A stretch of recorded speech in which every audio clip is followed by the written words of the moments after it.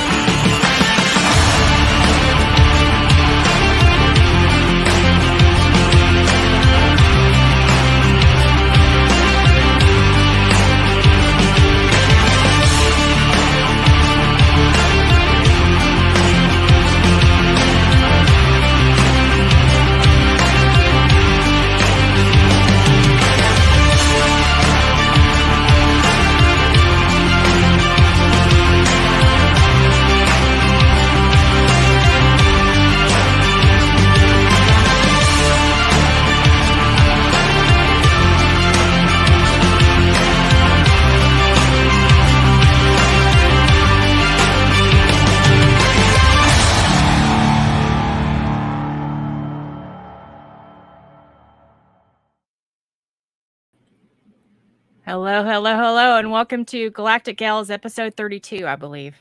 Just from seeing from my presentations that I've been doing. Welcome, everybody. Welcome.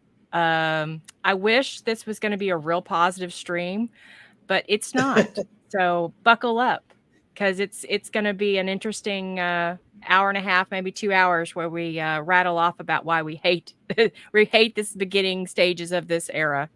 Of but in a very positive, funny way. Shooty poo-hoo. Shooty poo-hoo is what I'm calling it.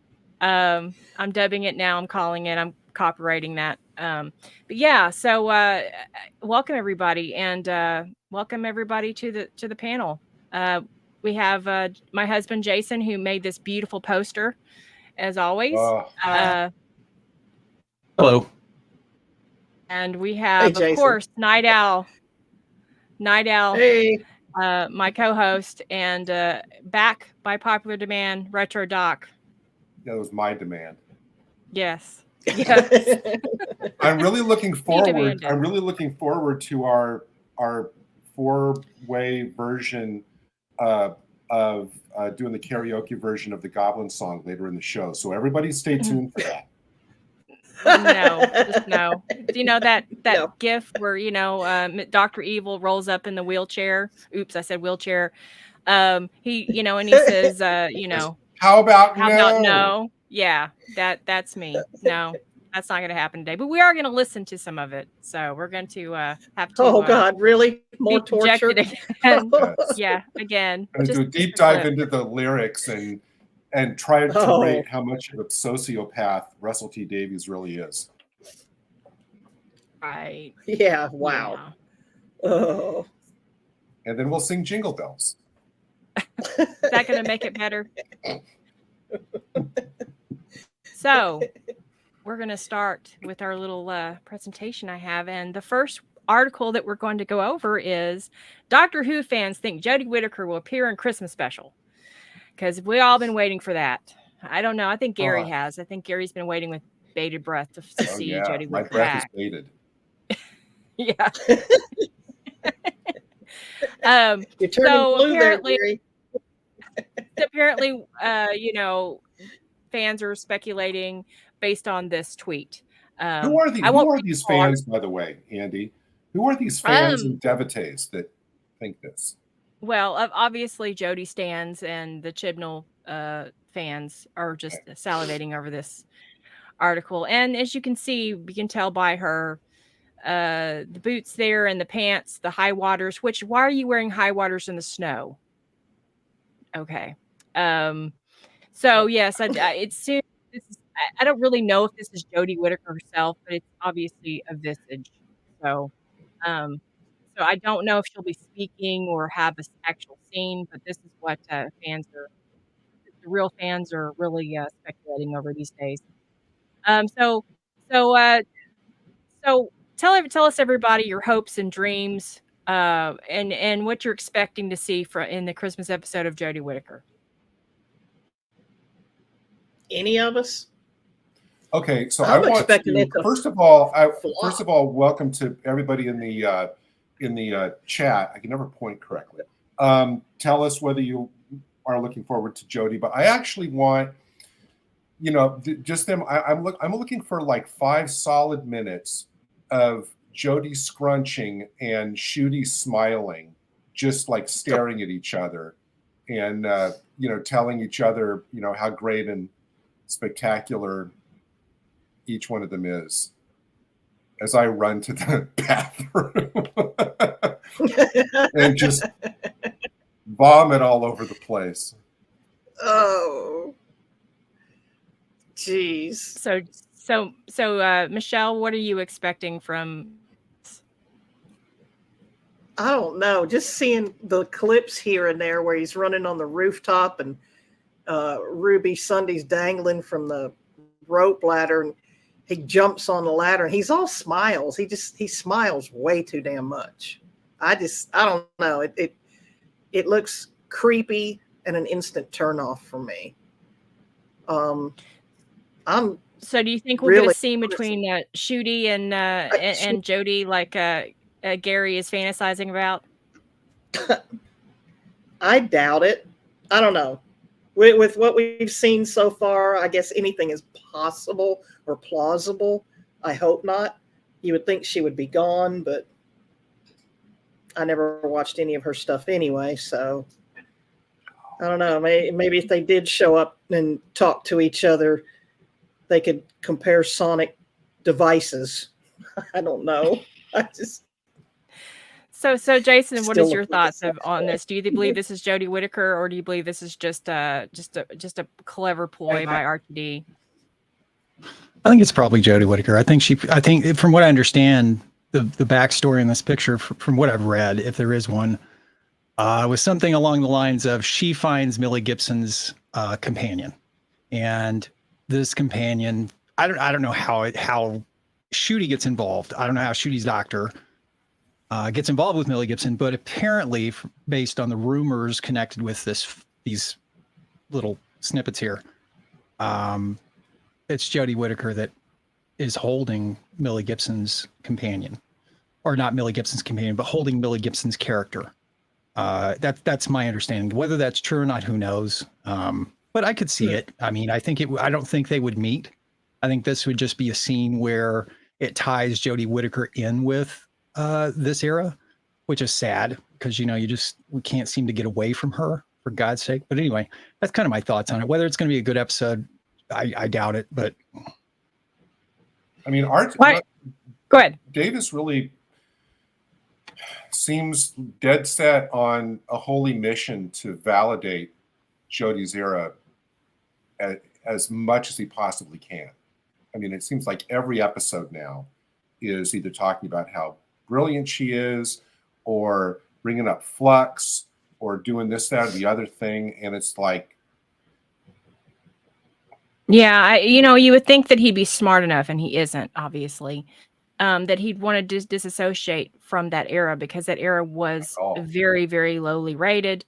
The majority of people did not like Jodie Whittaker, did not watch this era, tuned out. You would think that he'd have the smarts to say, that was fine. It's one thing to say, okay, it was fine, everything, but to incorporate that in an era that hasn't even begun, that's been trashed already because of the reports we're seeing from just the very little we've seen of Shooty, which in my opinion it's not good.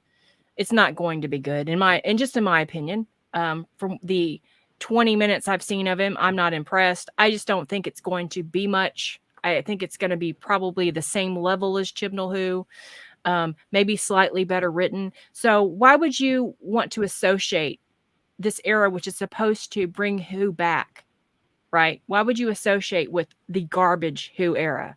I don't understand. I really I want to ask Jason. Jason, did you mean that in your theory that we're actually going to see Jodie, or we're just going to see like the boots and infer, oh, that's Jodie, without actually seeing her? I tend to think it's probably going to be an implication, but that's just my thought. I could be wrong, but I think it could be. You'll get the implication of it being Jodie, because look at the high waters and stuff. But I could be completely wrong. This may just be kind of giving a teaser for people who are looking at this tweet, or this at this particular snippet. So it's hard to say, but that would be. I mean, if this is any indication, I would think that it's probably just going to be left as an impression. But that's just based on what's here. So apparently she finds the baby, Millie Gibson is a baby. And supposedly the doctor is responsible somehow for the death of Millie Gibson's, Ruby Sunday's parents. So that's what we're looking at here. So is? I believe so. I believe she can't do anything right. Right, exactly. And that was the other the other point I was going to make. Yes, she can't do anything right. She destroys everything she touches. So, yeah. And that's why the little weepy scene with Shooty is there, because he realizes that he's responsible.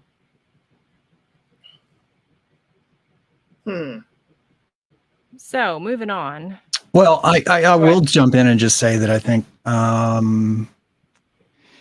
I'm kind of wanting to see. I have a feeling that I'm not going to enjoy watching Shooty. It's just a sense, but I do want to be fair about it and give the guy a chance and watch and see how he looks or acts in a more dire situation.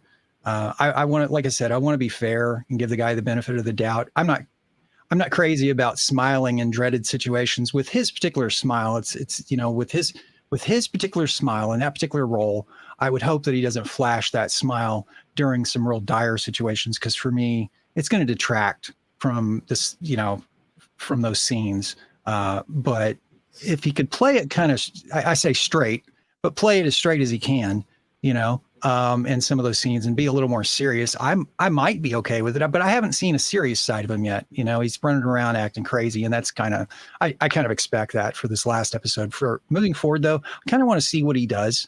Like I said, I'm not expecting much, but I could be surprised, and I will be fair. So are they going to have like an Empire Strikes Back scene then, where Millie's crying and then Shooty says, "No, I killed your father"? I wouldn't put it past RTD to try to do something cheesy like that. I wouldn't put anything past RTD at this point at all. And this is the other thing. We're down to the Goblin Song now. So apparently Doctor Who's Goblin Song is a surprise Christmas hit. So this was actually written by Murray Gold. Murray dropped the ball on this one. Ooh, New Year's joke.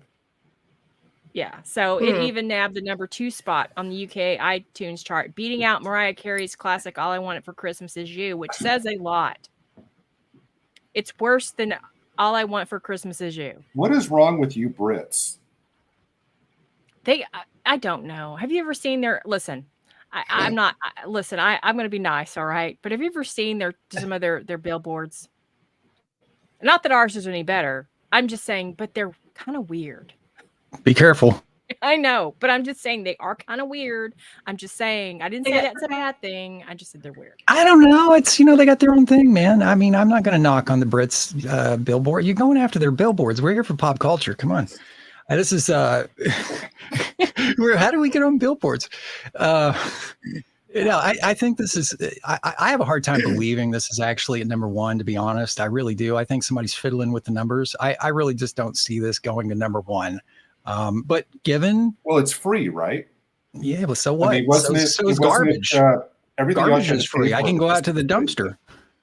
Yeah. And of course, you get people climbing in there too.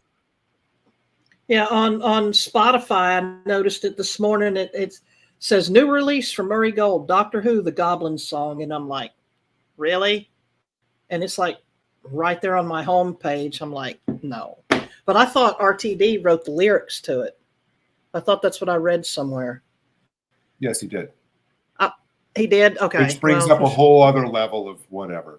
Oh, yeah. Yeah. So are we ready to experience some of this song now? If this was going to be around Halloween, sure, go for it. But Christmas, I mean, really? Yeah, you play it. But it's not even an interesting song. It's just it sounds too modern. It just doesn't fit in the whole Doctor Who universe. I mean, this looks like there was like a transporter accident involving Grogu and a gremlin. And Pirates of the Caribbean. You come up with these things, yeah. Yeah. So, are we ready to experience this once again? I'm sure we've all watched this. I'm sure most of us have watched it. Do not play all of this. Only play about 10 or 15 seconds just to give them a taste of the poison. Don't. You can't deal with it again? Really? No, I don't want to hear the whole thing, please. There you go. I don't think you could play this over the stream live like this. Archer calls them Spice Gremlins. So that's I saw that. The Spice Goblins. Yeah. All right. Let's do like 10 seconds. Let's do 10 seconds of this. Yeah. And feast, we can die in 3 days at least. Baby blood and baby bone.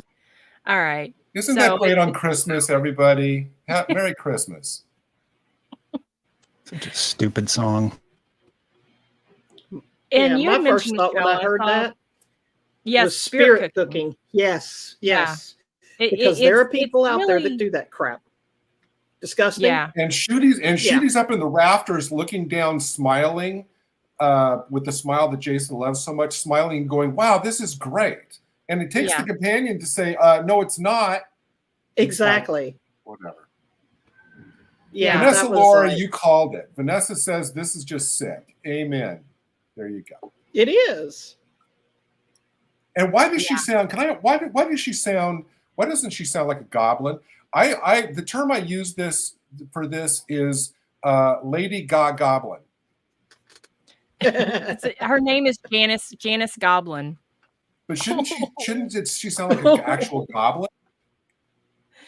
Yeah, but she doesn't. And it's obviously this new sound, and it's to appeal to a certain demographic of young people, which this whole era really is. It's really not for us. They want us to go away. Eating babies?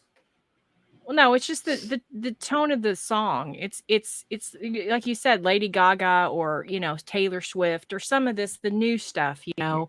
That kids, a younger audience likes. This is not made for us, and they really generally want us to go away. I think that's why he split up, did the bi-generation thing, because he wanted we can have a cutoff. We can go now. We can go and be rested with David Tennant. I'm not the biggest Taylor Swift fan or Lady Gaga fan. There's a couple songs, but this is nowhere even in the same league. No, it's worse. Far from it. Are they going to be putting out, just like they did with Taylor Swift, are they going to be putting out a 2-hour concert film in theaters with the Goblins. If RTD could get away with it and make money off of it, he probably would.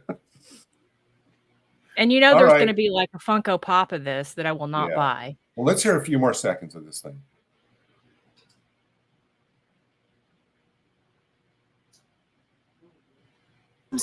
Baby butter for the baby's gold. Little baby feet, little baby. Amazing. No, it's not. What do we do? Babies have such very bad luck. No into baby. We will die. That's Christmas. Well, it's amazing. Yeah, I can't do it. I can't take it anymore. That's the worst. Move over, Jingle Bells. Yeah. He looks down and he says, "That's amazing." Yeah. What the hell's amazing about it? You're about to eat a kid. You know what it is? It's that's very Jodie line, where like no matter what she saw, you know, everything was amazing. You know, like that first Dalek story, where basically she asked the Daleks nicely to leave the planet. It's like, I don't know what I'm watching. Well, I know what they're trying to do with this. They're trying to make it like, you know, because the Doctor is always excited about anything, you know, dire straits, right? But with him, it just doesn't work. It just makes you look demented. You know, like, God, you're excited about them eating this baby. Yeah, it's lost on this. Hartnell would never have done that. None of the other Doctors would have ever reacted that way. They would have been angry. It would have been like stepping in, you know, I'm the man that stops the monsters. It would have been Capaldi would have come in and just took them all out in 2 seconds. He's like going, "Oh, this is great." It's like there's a line later in this song where I think it's right after this one where it's like, "Eat the baby, add some salt, eat with our teeth better than beef." It's like, okay, get going, Russell. And did you also notice that it's a black baby? Yeah. It's being sacrificed. You know, I guess that's to make people like care more. Like, it's the poor black baby. You know, we have to. If it was a white baby, well, just let it die. But if it's a black baby, so we should care. It's obviously put in there by design. Mm-hmm. And Disney loved this. I'm sure they love this. Oh yeah, oh yeah. Yeah, I think it's as far too demented for kids, man. I mean, it's weird that they would. This is just weird. It's just weird that you're hawking this for. I mean, this is a Christmas special. Let's eat the black kid, eat the black baby for Christmas. Okay, it's a little racist, actually, if you think about it. I mean, it is a little racist. It's like, you know, the white. You know, you could look at it that way. You know, it's like what. You can't put a white baby out there. It's got to be a black baby that gets there's eaten. Not enough representation of white babies about to be eaten in Doctor Who. I don't even. Honestly, I just don't see a racial issue. I mean, I don't know what the angle is with the black kid, but I'm not like whatever it is. Who knows? It's just too. Who knows what the reasoning is? But I'm not going to read too much into that because it's impossible to figure what they're thinking, as you know. Archer says, but if the white patriarchy was truly racist, wouldn't the audience care less about a black baby being eaten? I just don't want to see any baby getting eaten. It's just honestly any child. I just think it's inappropriate for Doctor Who.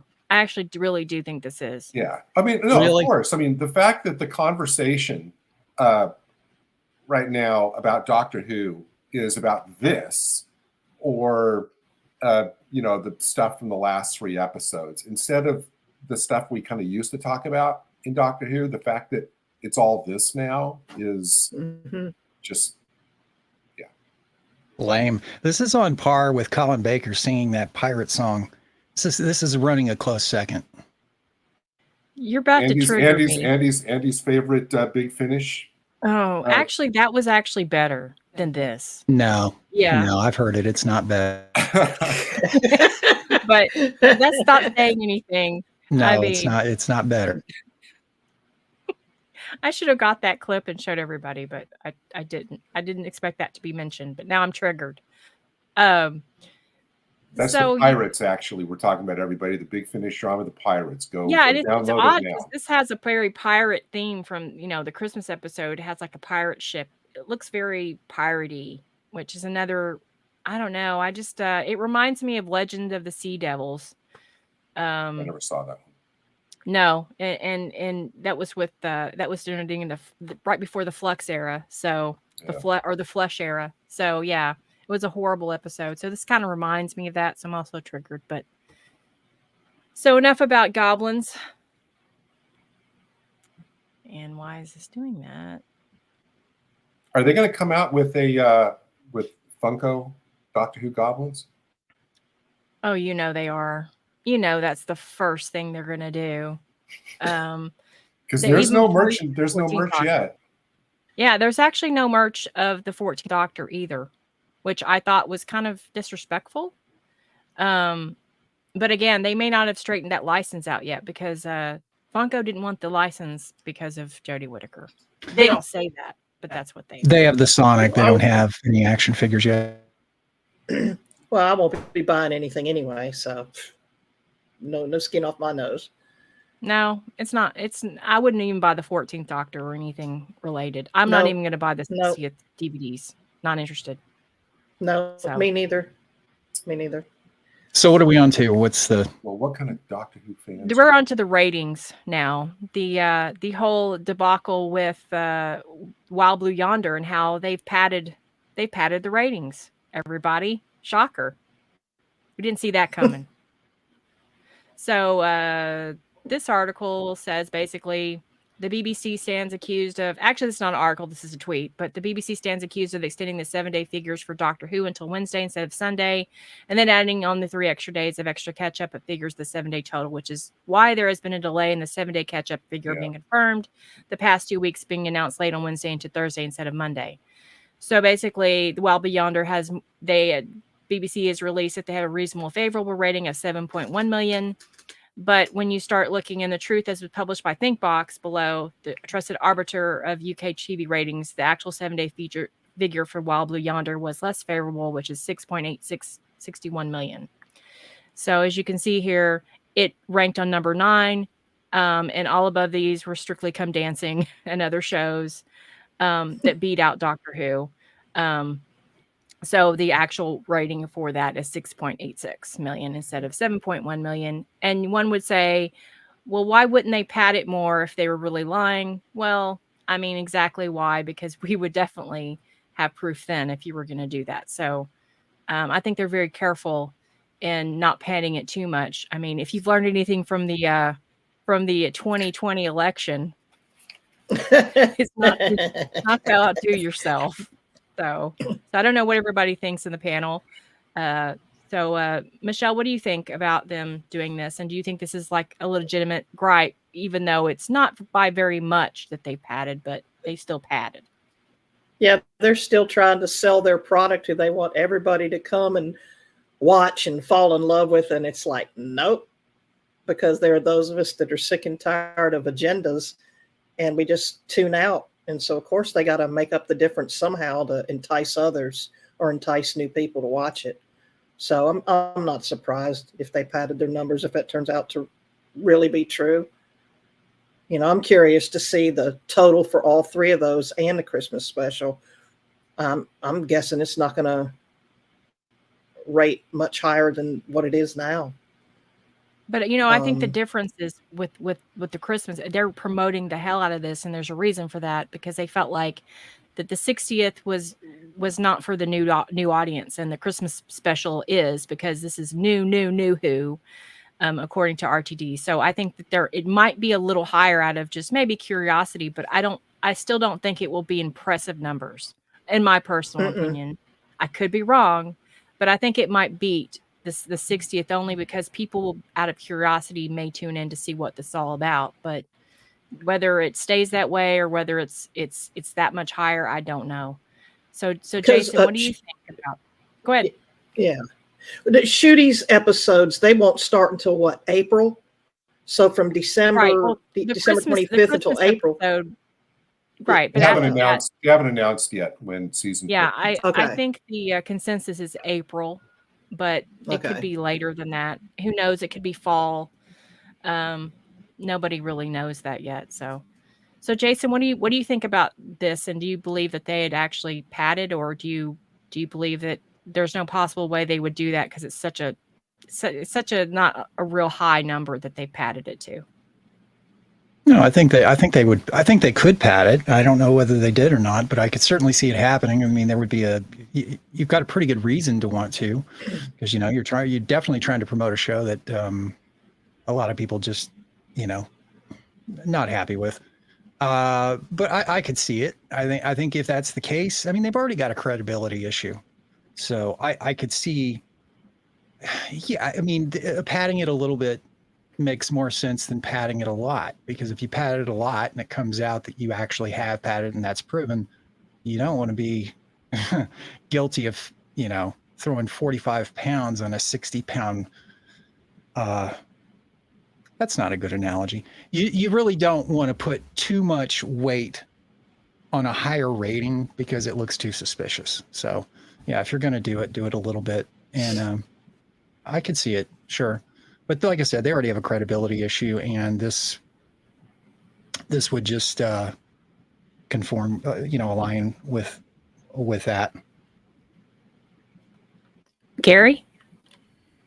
Well, BBC has clearly been consulting Disney's Black Ops accounting department on how to manipulate the numbers to get the results they want. Disney did it with Wish. To an extent, they did it with the Captain Marvel movie, the first one, and Indy 5 and everything. And they're experts at manipulating the numbers. The thing about it is, though, with this, is that this Think Box is the one that's been the go-to source for all the ratings of like the top 5 shows in any given week. So each one of these episodes, the Star Beast apparently had 7.34 million instead of 7.61. The second one was 6.86 instead of 7.1. So each one of those is off by like about 0.23 to 0.25. It's the same amount in each one of those two that it's off. And the problem they had here is that everybody started shouting within a day of when the ratings should have been out. Everybody started shouting, where are the ratings? Why aren't the ratings out? Why are you holding back the numbers? So they couldn't get away with it for too long, because it's supposed to be out on a Monday, and they held it back 3 days for all this stuff. I mean, and the second that they start manipulating the numbers for TV shows or movies or whatever, the second they do that, it means that things are a lot worse than they expected and that they need to cover it up. That's the only reason. But I mean, thankfully, it feels like that we're starting to enter a time when no one has as much patience anymore for this kind of nonsense. And hopefully that will continue. But I think the numbers may actually improve for for this Christmas special, because I did post an article on the Galactic Gals Facebook group, and it was specifically pertaining to, as a lot of people may have noticed, there really wasn't a lot of marketing for the 60th, and according to the article that I posted, that was mainly because they felt like that there was too much looking back, too much backwards looking material for new fans to really kind of get it. So they held back on marketing it as well as they could have for that reason, from what I understand, if that's true, which I tend to believe that is. So they may push real hard for, the first episode of the new season. And so we may see the numbers go up pretty heavily when Shooty's era officially starts. But for the Christmas special, I don't know how much they're going to really push it. And I don't know if there's a lot of backwards looking stuff. I wouldn't think so. So they may actually, tend to promote it a little bit more. Plus, it's on Christmas, and yes, I know that in years past, the Christmas episodes have been way better, way better than what this seems to be to me. And I just that's just based on the trailer we've seen, and I just can't imagine somebody going, yeah, they're going to stop their Christmas party so they can go and watch Doctor Who. I'm not anymore. Maybe back in the day they would have. I think it was an event that families sat around and they watched Doctor Who on Christmas, but I just don't see this. And plus, it doesn't feel like it has much of a Christmas feel. And I think we'll talk about that more when we watch the teaser trailer. But I don't feel the magic that we did when we had Matt Smith in the role, or even David Tennant, early David Tennant in the role, and Peter Capaldi. Those Christmas specials were some of those were really awesome, and it just doesn't have that same feel. And so, from my perspective, it's probably going to do good just because it's his first full episode, but it won't be anything near like previous Christmas episodes at all. I don't believe that. But RTD has said that. I mean, it's clearly. I mean, he stated explicitly that it's going to lean heavily into fantasy, which clearly this indicates.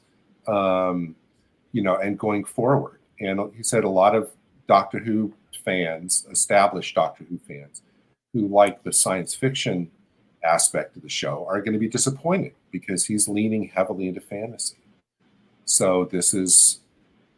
Well, I'm okay with Doctor Who and fantasy. Moffat did it very well. Moffat knew what he was doing when it came to fantasy. He did that very well with the 11th Hour and other, even especially in the Smith era and in some of the Capaldi era as well, during especially Christmas. He did that very well. A Christmas Carol is one of my favorite Christmas episodes, and he did that very well.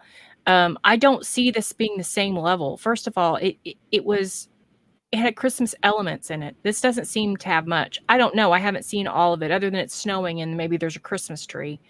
But again, I don't think it's going to be that level. And I think, yes, it'll be higher than the 60th, but it probably won't be to the level of previous Christmas episodes, like the Christmas Invasion, even Husbands of River Song had Christmas elements in it. So, and it had some fantasy for sure. So I don't really think that's what's going to turn fans off. I think what's going to turn fans off is this whole goblin thing, the feel of the episode and how the Doctor acts, and also the fact that the Doctor's spinning around in what looks to be a skirt in a what looks to be a dance club. So I think that fans aren't going to be happy about that more than fantasy. I guess that's my point. I'm just going on a tangent now, but that was generally my point. So I don't know what anyone else thinks about that, but I don't think fantasy is going to be the problem, other than RTD's sexual fantasies will be an issue. That's going to be a spin-off show. God, that was Torchwood. That'll be a separate. Sorry, I know people like Torchwood, but I'm not a huge fan. It won't be the Sarah Jane Adventures. Andy, it'll be the Russell T Adventures. Yeah, but see, Andy, I know you don't like Torchwood. I like Torchwood, but we can actually have a civil conversation about it, right? And not call each other names. I mean, you like it, that's great. Yeah, and we're not going to argue, and you're not going to call me a homophobe or whatever. Yeah, so or a racist or sexist. If those of you in the chat want to see us calling each other names, then suggest some good names in the chat, and we'll call each other that during the show. All right. So I think we've kind of one last thing. It seems like my suggestion: if anybody doesn't want to watch the actual special, just go and pop in Labyrinth and then picture Jodie Whittaker in place of Jennifer Connelly and Jabba the Hutt in place of David Bowie, and that's kind of what this feels. You've just ruined everybody's childhood. You know that, right? You really did. I mean, that's a. I'm not a huge fan of Labyrinth, but that's even I think that's going too far, Gary. I really do. All right, so moving on. Jason found this article, and I'm glad he did. And Vox, who is pretty liberal, and they're thinking, believes that Doctor Who's big twist betrayed the show's oldest rule. And I'm not going to read this whole article, but go to Vox and read it. It's very well written. I'm shocked to say that because it's a Vox article, but so their problem with it was that every time the Doctor dies, he regenerates into a new body played by a new actor. The way he expresses his personality shifts. He goes from crotchety to fun-loving to aggressive to cold. He picks up a new signature outfit, a new signature catchphrase, all these things, right? And the Doctor remains the same character with the same history. He always changes. He is always the same. The paradox is the heart of the show, and it's why Doctor Who has managed not just to last so long, but to also turn out good episodes on a fairly regular basis. So their issue is they have a problem with the attempt at a Marvel-style endlessly overlapping universe line is self-indulgent and sentimental in all the wrong ways. It's a betrayal of what makes Regeneration such a durable and dramatically rich premise, which is that the Doctor can never fully regain his past self, and neither can the audience.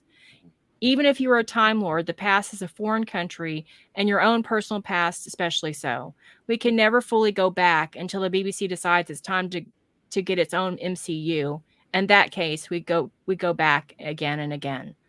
And I agree completely. I think Bi-Generation was the worst idea. I think it's worse than the Timeless Children, and I'm going to say that now. I really do. I think this was worse because it does take that away, where the sacrifice that the Doctor makes at the very end when he regenerates, it takes all that away. When Kay's on Androzani, when he saved Perry, it takes all of that away. And if you look at it that way, I can't accept it. I cannot accept that is just a great idea, because you're taking the Doctor's sacrifice away. You're taking a sacrifice away when at the Doctor falls, and that's taking away from the character of the Doctor to me personally. And so I did take very offense to that the whole thing, and it wasn't well thought out. I don't know what anyone else thinks. That's just my general feelings on it. I think it was a horrible idea to do this.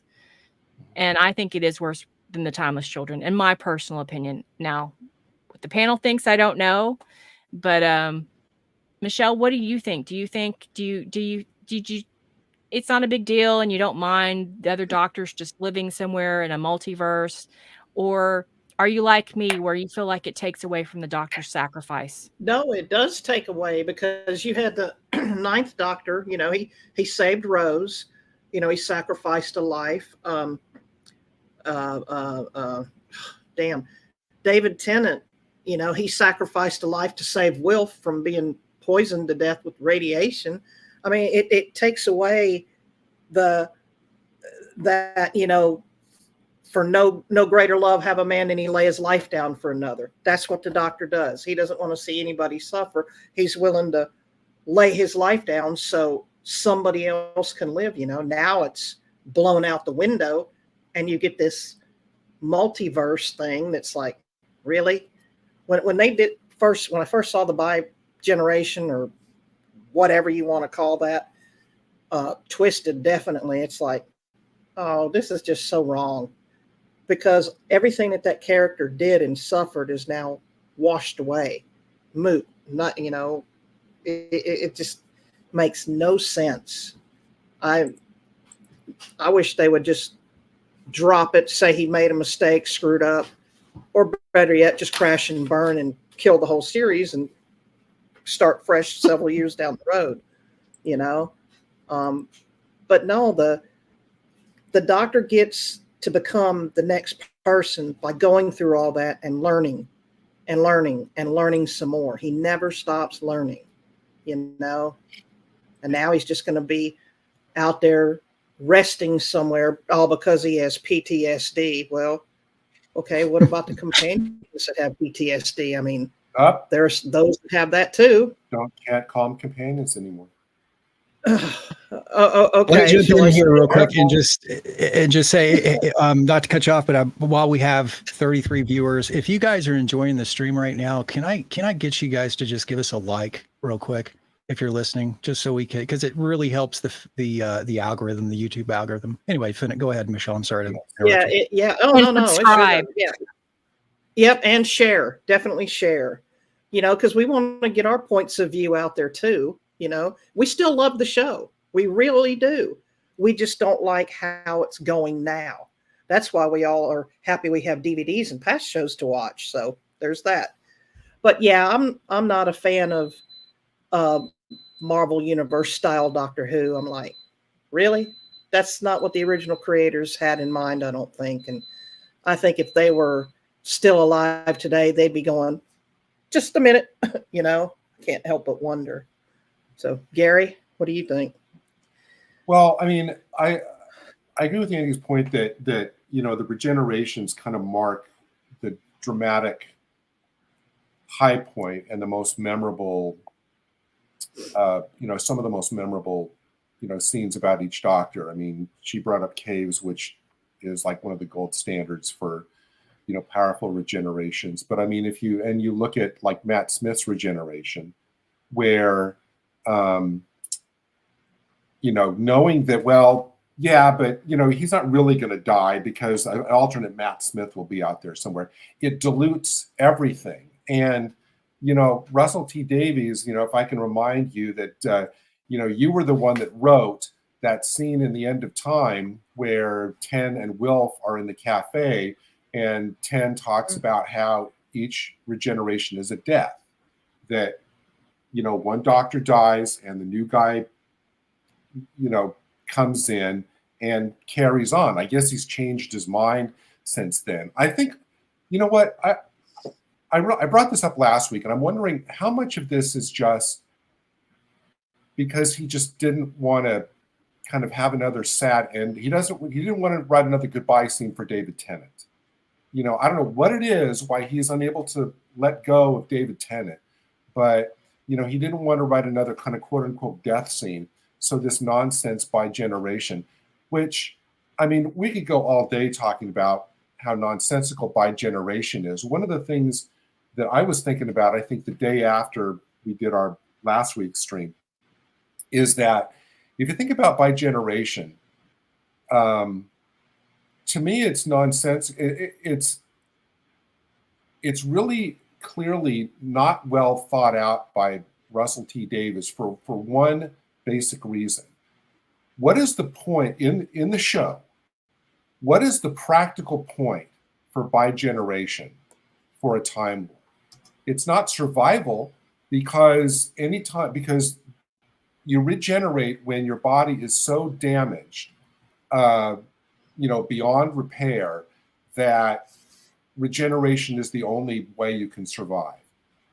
That's been the way that it's been for decades. What is the practical point for by generation? Why would you need then to split? Because RTD was saying, oh, now every Doctor throughout history, could have by generated. Well, no, Russell, because we saw how those regeneration happens, and there wasn't any, there wasn't like Tom Baker splitting out of John Pertwee's body, as he was lying on the floor. It was just him turning into Tom Baker. So the fact that by generation has existed throughout, the history of the show is Russell is high on something when he says that. But leaving that aside, there's no point in why by generation would be a practical necessity within the framework of the show.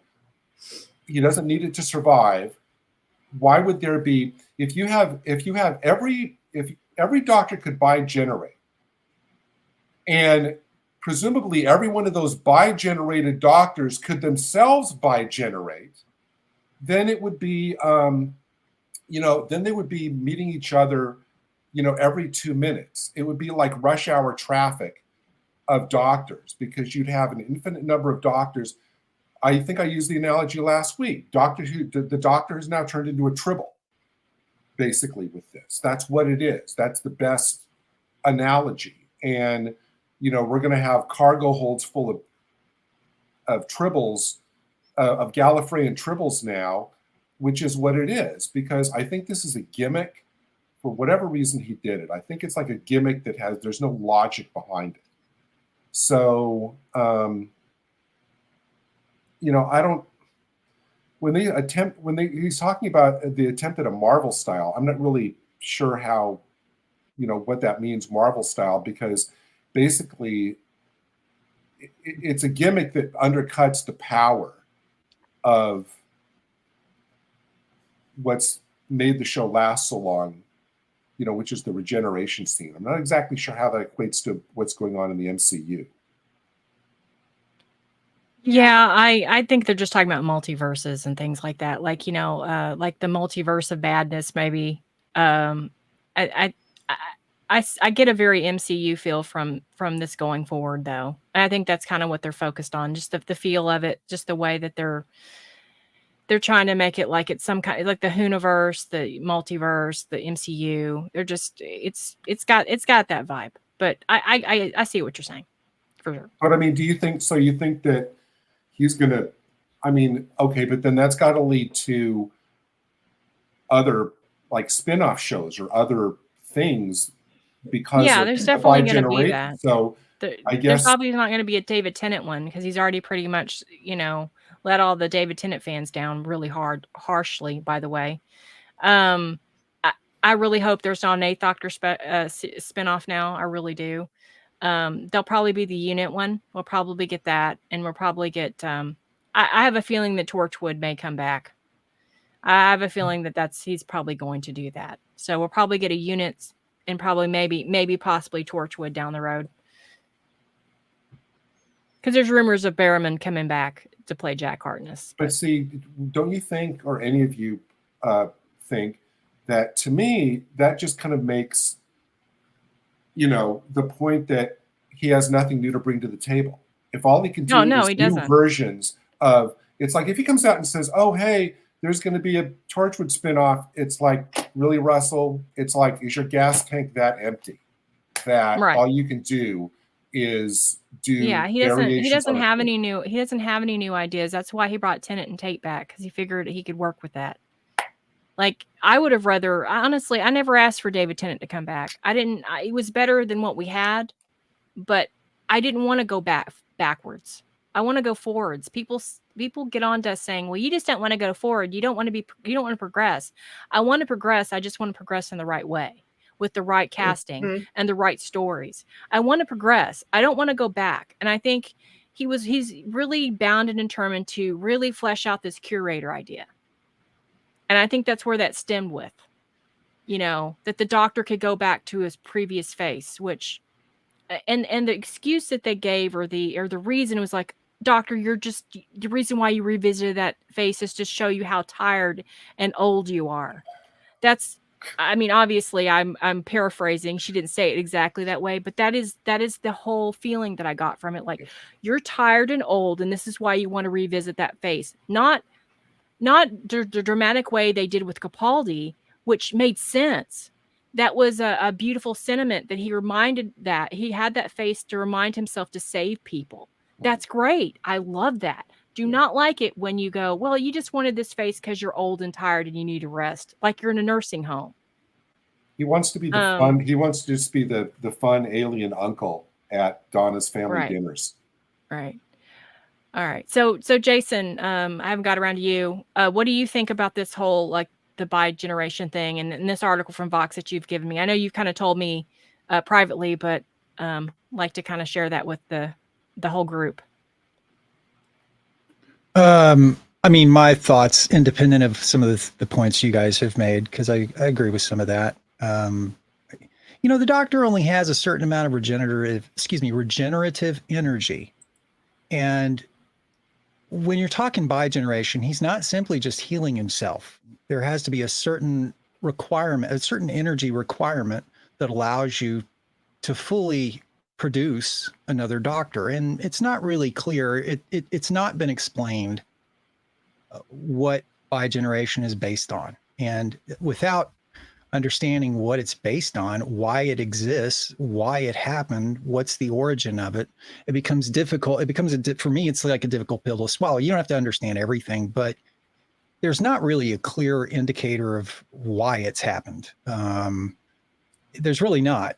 Gary, you had mentioned that, we saw the previous regenerations, of course, and so we know what the history is. So we saw that the bi-generations didn't take place. However, I would let me just play devil's advocate, and of course you can respond to this because it's just kind of throwing this out there. But what about the possibility that in the past was changed? Because we are dealing with time. The past was changed, and it had a ripple effect moving forward at an earlier stage that was changed. That's the only thing I can figure. But again, without knowing the origin of bi-generation, it doesn't, there's no framework to put that in that makes it intelligible. You know what I mean? And again, how does any of this move the show forward? All it does is keep the show navel gazing and disappearing up its own backside, mired in these rewrites of its own history. How is that progressing the show? It's not. It's not at all. It's actually hindering the show from being, the change that the show's supposed to be.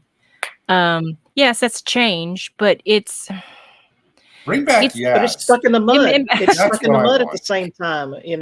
Right? It is, and it makes it more complicated than it needs to be. Sometimes simple is better. And I think one regeneration, changing from doctor to doctor and leaving the past behind, is a good change. This just makes it convoluted, and people are over here going, but how is this possible? And if people can't see some kind of realistic reason for why this is happening, they're not going to keep watching. They're not. They're maybe if you're a sponge and you just soak up everything, yes. But if you're a thinker, because as fans, we speculate and we like to kind of delve into like stories and kind of think beyond just the face value of it. And with this, it's like, my God, I mean, if I sat around and thought about this, my head would explode. I just trying to figure out like how this makes sense is very difficult because it doesn't make sense. It's a fly by night change. He didn't have a real reason to do it. He just did it. He just did it to be different. Because he thought this will wow him. Well, I think he did try to draw on. I think he tried to explain some previous incidents that happened in classic Who, where, for example, when I think it was, I could be wrong, somebody correct me, but when Sylvester McCoy's doctor had said something to the effect of, sometimes we regenerate, sometimes we don't. I think that's one quote that Russell had put out there to sort of justify. I'm coming through on your mic. So I think he put that out there to sort of justify, sort of make sense of some of these past quotes and to put it in perspective. But I think the problem with that logic is that we can clearly see that the Doctor, in all the years that we've all the episodes that he's ever been in, we can clearly see he never bi-generated. So the idea that was a possibility, but yet we never saw it, it's portrayed. It's even said in the last episode it was considered a myth. So for him to try to put it in context of, hey, all these previous episodes, we had these implications. Right. It doesn't really work because we never saw it. There was never an indication that it actually existed. So that's kind of a issue that I think maybe he didn't think through. Well, I like how when Matt Smith changed into Peter Capaldi, and you see the utter shock on Clara's face, and then by the end of that next episode, you got the Doctor saying, "Please just see me," and I like the progression that the companion has to go through to actually look deep inside this new incarnation of the Doctor and find him and really see that, oh, I see you now. I see that you were 11. Now you become 12. Okay, I can take this step little by little with you. That's what I want to see again. Now it brings up a conundrum. Okay, you have this bi-generation. You got the companion. What are they supposed to do? Go here, go here. How does that go forward if they want to stay back here? It's not going forward. There's too many damn cooks. There's too many damn cooks in the kitchen. Yeah. So it just makes it confusing. I just wish they'd go back to the way it was. I don't think he's gonna walk this back, unfortunately. No, he won't. I think He won't. I think this is how it's gonna be going forward. And also I think he just like, the whole thing about going in a very controversial subject. Do you guys really believe that he retconned the timeless children? I think that it's vague enough to where if you want to believe that he did, then he did. I think he wanted to make it vague enough to where if somebody says, "How dare you retcon what Christopher did?" he could say, "I didn't. That's not what that line meant." He has it both ways now. Right. You can choose to believe or not. See, my thing is that it's a way to kind of throw out like the laws of canon. And so I feel like, either retcon it or don't. Don't make it vague. Don't make it where it kind of comes across to me like, well, Doctor Who's anything you want it to be. Canon doesn't matter. See, that's how it reads to me. Now, I don't know about other people, but it all comes down to, and this has been one of the biggest problems of New Who compared to Classic Who. Classic Who was about the adventures that the Doctor and his companions went on. And canon came in with things like the couple of Gallifrey stories they did, or when he regenerated. Other than that, it was all about just the adventures. Now, arguably since 2005, it's been about the Doctor, about, who he is, what, he's, the constant return to Gallifrey getting destroyed. Now it's back. Now it's destroyed. Now it's back. Now it's destroyed. And, all the mechanics of regeneration and now these things like bioregeneration, it's stopped being about the adventures. The adventures are secondary now. It's all about exploring, does he really love Rose? Does he really feel this way? Does he really feel that way? It's like, that's been a chronic problem in all of New Who. So, Michelle, what do you think? Do you think the line, Doctor, I've made a jigsaw of your life, retcon to the Timeless Children like so many others do? Well, I haven't seen the Timeless Children, but I guess it could have. I do see a comment that actually I've been sitting here thinking about. Archer said, come to think of it, does that mean that other Time Lords, did they bi-generate like Master, Ramona, even Jenny? That to me opens up another whole can of worms, because if during the Time War, if Time Lords, that could regenerate, if they bi-generated, well, are they in a time lock? Are they out of a time lock? What is it? It sounds like Russell wants one big happy universe. Sorry, it ain't like that. You have ups and downs in life and in the world, and unfortunately, death is a part of that. That's what Peter Capaldi talked about why he liked portraying the Doctor, because it deals with the theme of death. Now, with this bi-generation, it throws it out the window. Well, I think this is all designed so they don't have to honor what came before necessarily. They can kind of do their own thing and make it the Doctor Who that they want. And the problem with that is like, no, I don't look, you can't 50 plus years of canon is hard to follow, because even back then they were like, people couldn't completely follow it. Right. It was impossible, but to just throw it out like it's just garbage. And that's what it reminds me of. You're just throwing all that came before, all the legendary, all the tradition just out like it's hot garbage is an insult. Just yeah, I agree.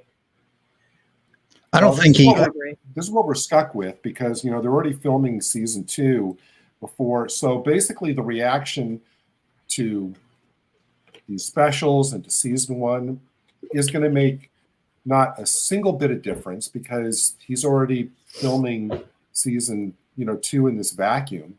So it's not like they're gonna change on the fly and course correct. There's not going to be any course correction. This is what it's going to be. What were you saying, Jason? There was the quote. Gary, you probably saw the quote from Russell where he said, "Look, I'm not going to unwrite. I'm not going to deny what Chibnall, that kind of thing." I hold on to that. pretty hard because I think that is a public statement that is not mincing words whatsoever. The commentary on the video that was posted for this last episode does not explicitly say anything was retconned. There's no indication that the TTC, as it were, has been retconned. People are holding on to that, and I think it's a bunch of bullshit. It's wishful thinking. I don't think he has any intention of retconning it. You can make the argument that people can kind of come up with their own canon, and maybe that's kind of what he's implying. But at the end of the day, his statement stands. It's in the public record. You can't backtrack on that. You can try, but it is and he did that knowingly. He said in the tweet, we're going to look this directly in the eye. I'm not going to deny what he wrote. So no, I don't believe his intention was at all to retcon it. He said, I'm going with it. It's absolutely fun. It's not even like close to, hey, maybe no, it wasn't. He didn't retcon the shit. He's going with it. And it does look like when you hear things like the toy maker saying, I made a jigsaw of your life and you got the master in his tooth. It's like, well, how could the master have perpetuated or perpetrated, I should say, the timeless children? How could that episode have gone down that way? Well, I don't know. I'd have to hear more details, but to me, it doesn't make it clear that that's what happened. I think that's assumed. But Russell's comment makes it very clear that was not his intention to me. But other people were free to disagree, obviously. Yeah, I tend to agree. And I don't think it's because he's trying to be nice either. I just don't. I think he really, and we may, you know what, we may get our answer in season 1 with Bashudi's era. He may bring it up again. And if he brings it up again, that would be very interesting if that's what happens. I'm actually interested to see. Actually, I'm interested to see the season 1 with Shooty, to see if he brings it up. Mm-hmm. I mean, aren't you? I mean, aren't all of you kind of interested to see like how far that goes and to see if maybe he brings it up again? Will that be the episode where Jinx Monsoon is the master? Could be, and I tend to think she is. Because it's the maestro, and as you know, in the past master episodes, he's always has some anagram of his name, or some like Missy, or I think we've had other indications, even Delgado's, where the names were like anagrams or they were close. So I don't know why the present went off. But I did it. Just not looking at the... I was like, thanks for that. We had ghosts. Yeah. So we're going to move on to the next subject. And this is kind of this is from Bounding Into Comics, which is a great site. Mm-hmm. Not great to read sometimes because there's a lot of ads, but I did this so we don't have to look at ads. So Doctor Who's definitely going to address protagonist new race, feature episode inspired by actors' very leftist liberal bubble. So Shooty has gone on to say that basically he said that he's noting that his experience with such detractors was, to say the least, interesting. The actor then revealed that an upcoming episode of the series would feature a story influenced by his own personal politics. As I say, I live in a very leftist liberal bubble, he told the outlet, and in fact, that there's a really great episode coming up next year where we lean into that. So, what kind of personal politics do you think Shooty is talking about? Which I have my own opinion about that. I guess you could guess what that is. And I'm probably pretty sure that I can guess what it is for everybody on this panel, but I could be wrong. Well, tell us. What do you guys think? I'll start with you, Jason. Since you went last time, we'll do it backwards. What do you think, like his personal, like he's talking about his personal politics, what do you think that might entail in a Doctor Who episode? I'm sure it's going to have something to do with race or gender or sexual orientation. I have no doubt. It's one of you pick. Take your pick. One of those. It'll fall in that category somehow. What do you think, Gary? Well, this is I agree with you. I came up with the term on Discord, and I thought, I shudder to think that this is what the show is going to turn into, Brokeback TARDIS. But I think that there's a good chance that it might. The Doctor looking at, Davros, and looking deep into his eyes and saying, "I just can't quit you." Something like that as Murray Gold's music swells. And lest you think that I'm just making a joke, well, we'll see.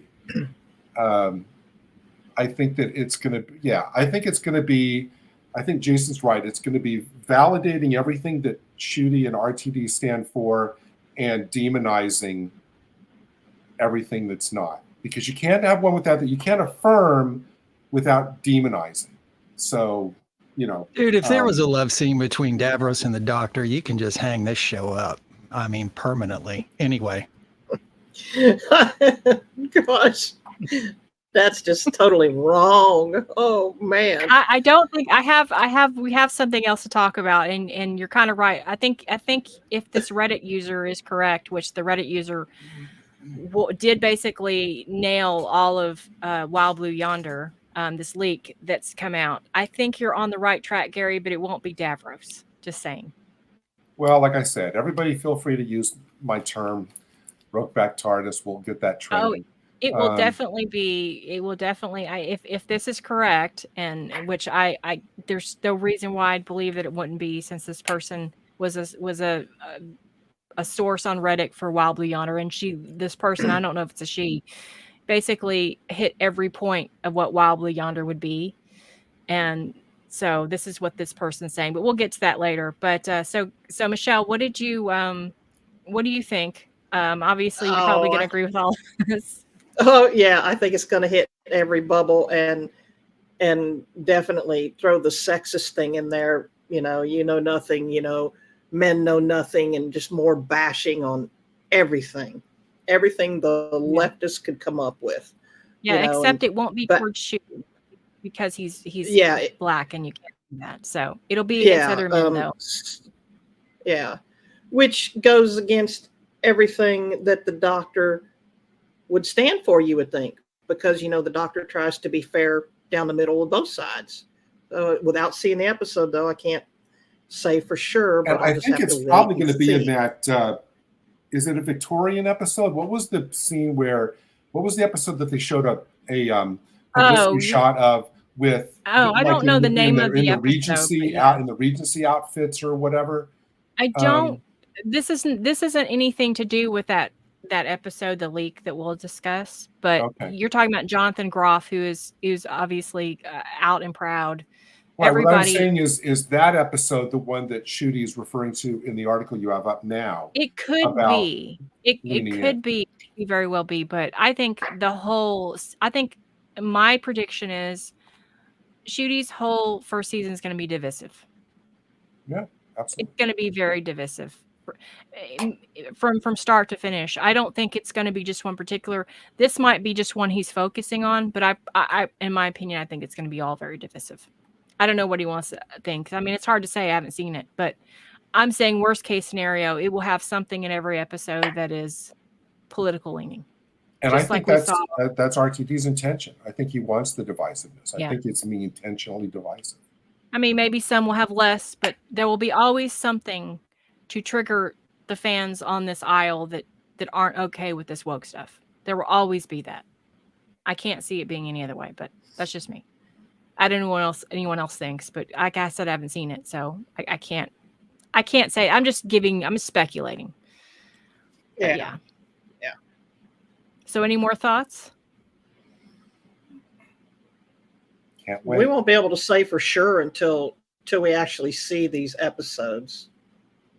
Yeah, we really can't say, but just from rereading this stuff and just what we've seen so far, just based on that, I tend to think, it's possible that you're going to have at least some divisiveness in each episode. Maybe what level, I don't know, but yes, that's definitely here to stay. That isn't, the hope of it not being divisive and being good stories, and them not ignoring the fact that he's a black doctor and he's just doing, what the doctor does is that's not going to happen.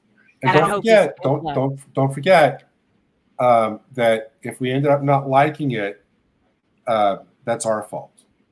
Yes, just while they're destroying all of our franchises, but we're the ones that suck for not right. liking You either it. you like it or you just get off the train. You jump. You just leave the train. This train's moving. You gotta, either stay on or jump. And so I'm going to be jumping probably from the train. I'd like to blow the train up if all possible before I jump off, though. That would be awesome because that's why we're doing these videos. All right, so let's go ahead and watch this little teaser trailer. It's not very long, so and this is for the teaser for the Christmas, and we'll come back and tell everybody. Are you going to have to pause it during it so you don't get? I don't think it's that long. Okay, it's not a very long trailer, so no, I don't think so. Let me sit you down and tell you a Christmas story. A story of chance, coincidence, and luck. Who are you?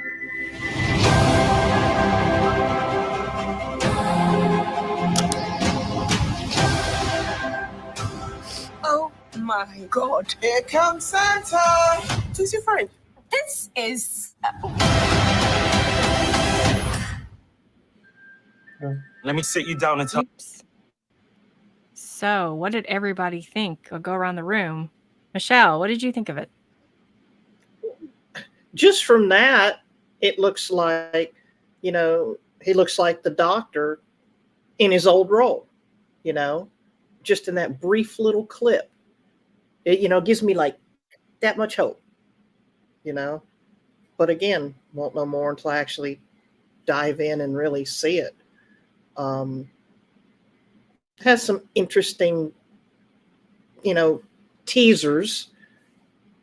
So I'll just wait and watch it on Christmas Eve, whenever.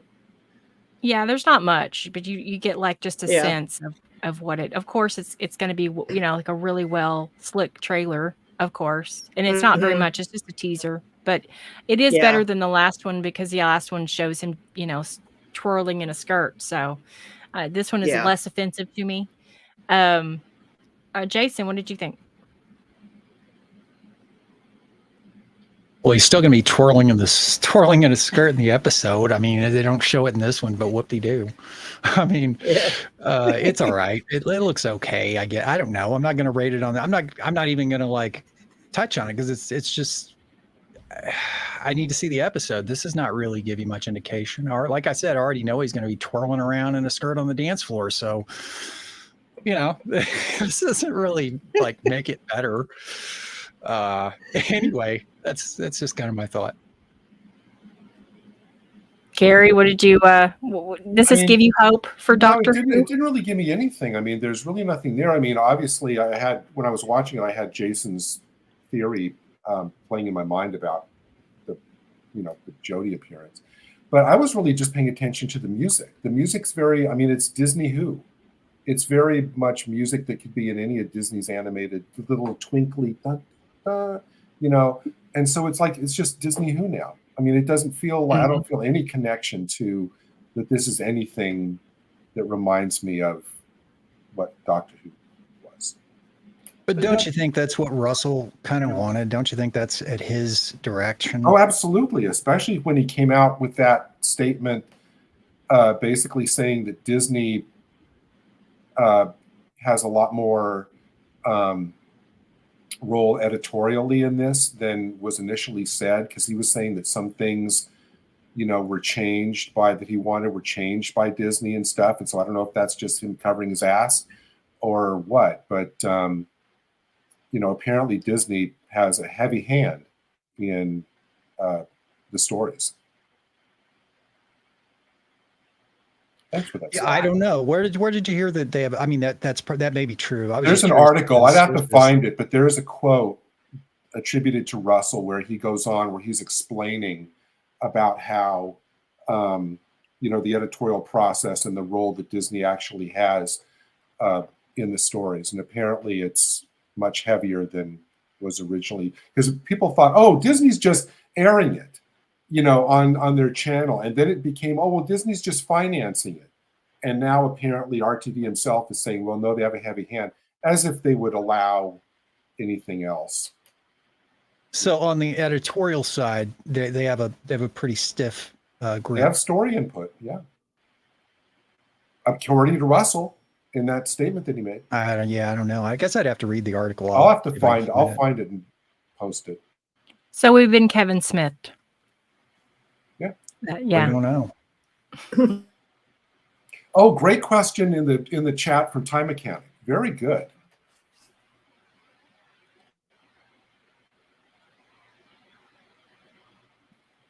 If it didn't have the Doctor Who logo, would you have realized it was Doctor Who episode? I wouldn't. I don't know. What would you guys think? There you go. I wouldn't have. I don't know. Maybe I mean, we not. saw the TARDIS, Yeah. so that would be an indicator, but It's kind of like, it reminds me of Star Wars, where you have the trappings, but you don't really have the essence. You know what I mean? It doesn't feel like it, but you have some of the trappings of it. That's what it kind of reminds me of. So I'm not sure. Maybe, I guess, if you saw the trappings of it, you'd say, oh, but without that, without the TARDIS, and with it, like if you look at a Capaldi era episode, you can kind of get a sense that it's got a Doctor Who feel. This, I don't know. This doesn't have the same feel. It does have a very Disney feel, but I think it's different. yeah, I agree. And that's exactly why it doesn't appeal to me, It just doesn't have that feeling, and yes, I'm obviously biased because I love Capaldi. That era just seemed like Doctor Who, and what I liked about the Capaldi era, which you guys all know, is because it kind of harked back to a little style more classic. So a lot of it has to do with how Judy's acting in this. It's like it's not my thing, I don't prefer a goofy doctor. I don't prefer a doctor that smiles a lot. I prefer more the Hartnell, Pertwee, Capaldi style doctor. And so for me, I'm not getting anything out of it. I'm not excited because it doesn't seem like it, he doesn't seem like the doctor to me. My personal what I consider the doctor being. And no, I know not every doctor has been, a crotchety doctor or a more serious doctor. But for me personally, that's what I like. That's what I prefer. So, and I know you can't please everybody, but it just seems like, to me, again, I'm going to say this, and I said this about Jodie, it seems like he would make a pretty good companion, just from what I've seen so far, but not so much a good doctor. Well, remember the dialogue from the last episode from the Giggle is that this doctor now is problem-free. It's like David Tennant has gone through, apparently, according to the dialogue, all of the therapy, no more PTSD issues. He's done all the counseling and rest. So what was the line? He says, I'm fine because you became fine, or whatever. So apparently this doctor's not going to have any of the grief or the guilt or the whatever issues. This doctor apparently is like a clean slate, free of all of those issues. But those issues are what brought the gravitas, and which brought the power of the acting and the the strength of those episodes, which, when I first heard that line, I thought, okay, well, then this is just going to be kind of like lightweight, because they're not going to be playing into, any of that anymore. They're claiming that he's going to have the baggage. I've actually read an article. That's not what that line said. But I know. But we all know that there's not going to be any baggage. He's going to be like Super Ray. That's why he's smiling all the time. Right. He has during the bi-generation, there was no wonkiness. There was no odd regeneration, having to deal with that. Every other doctor's had to deal with being a little off after a regeneration. He didn't have that. He's Super Ray. He's perfect. No problems. Yeah, but David Tennant didn't have it either. No, he actually didn't either. And I don't know if that's just an RTD thing now where everybody's like just perfect as soon as they regenerate. But, to me, again, you're destroying tradition, you're destroying things just like they didn't have an ego battle. It's there's certain things as fans we expect. Well, that was kind of the problem I had with it, is because normally when the Doctor regenerates, there is a period where he's drained. You know what I mean? Like he's got he's got to pick up his strength again. He's got to recover, and he's a little off until he does that. And now it's just like he can chase ball. You could throw balls at the guy and he'll catch him. He's physically like perfectly capable to run a 50-yard dash. It takes something away from. Look, granted the Doctor Who is not a realistic show, but it even dilutes the realism that much more when he's just capable of picking up and running laps and jumping, and I don't know. It really does dilute the concept of regeneration. It takes something away from that. He's Yeah, and to expand on what Jason was saying, as the Doctor's recovering, he's still trying to find himself and figure out exactly who he is as well. And that may take the rest of the episode, or it may take another few episodes more. And I don't know if we're going to get that with Shooty now. It just makes everything different. Bear in mind, though, according to RTD himself, in the what are they calling it? Doctor Who. What's that post show? Whatever it is. Unleashed, I think, isn't it? Unleashed. Where he said that this Doctor is from 14's future. So this Doctor, at some point, and Jason and I had a discussion about this on Discord, where, based on RTD's explanation, this is not the first moment of kind of quote unquote birth for the 15th Doctor, that the 15th Doctor came backwards in time, according to Russell. So basically, 14 goes on his linear line, and at some point in his future, regenerates into Shooty, or regenerates into somebody who then regenerates into Shooty. And then 15, Shooty continues on. And at some point then, that line pauses, and he is brought back in time by who, for what reason, I don't know, to be bi-generated. So Shooty has been around, according to Russell, the way I interpret that, Shooty's been around for a while before he was brought back in time for the bi-generation. It's not like we saw the first moments of 15's life. He was already existing for a while as the Doctor before this. So it's not like whatever the process is of post-regenerative, whatever, that's already happened for him. But that doesn't really explain why David Tennant's Doctor is jumping around and acting fully fit and, fully regenerated, because he's performing a lot. You know what I mean? He's performing a lot of those same stunts. It just adds this layer.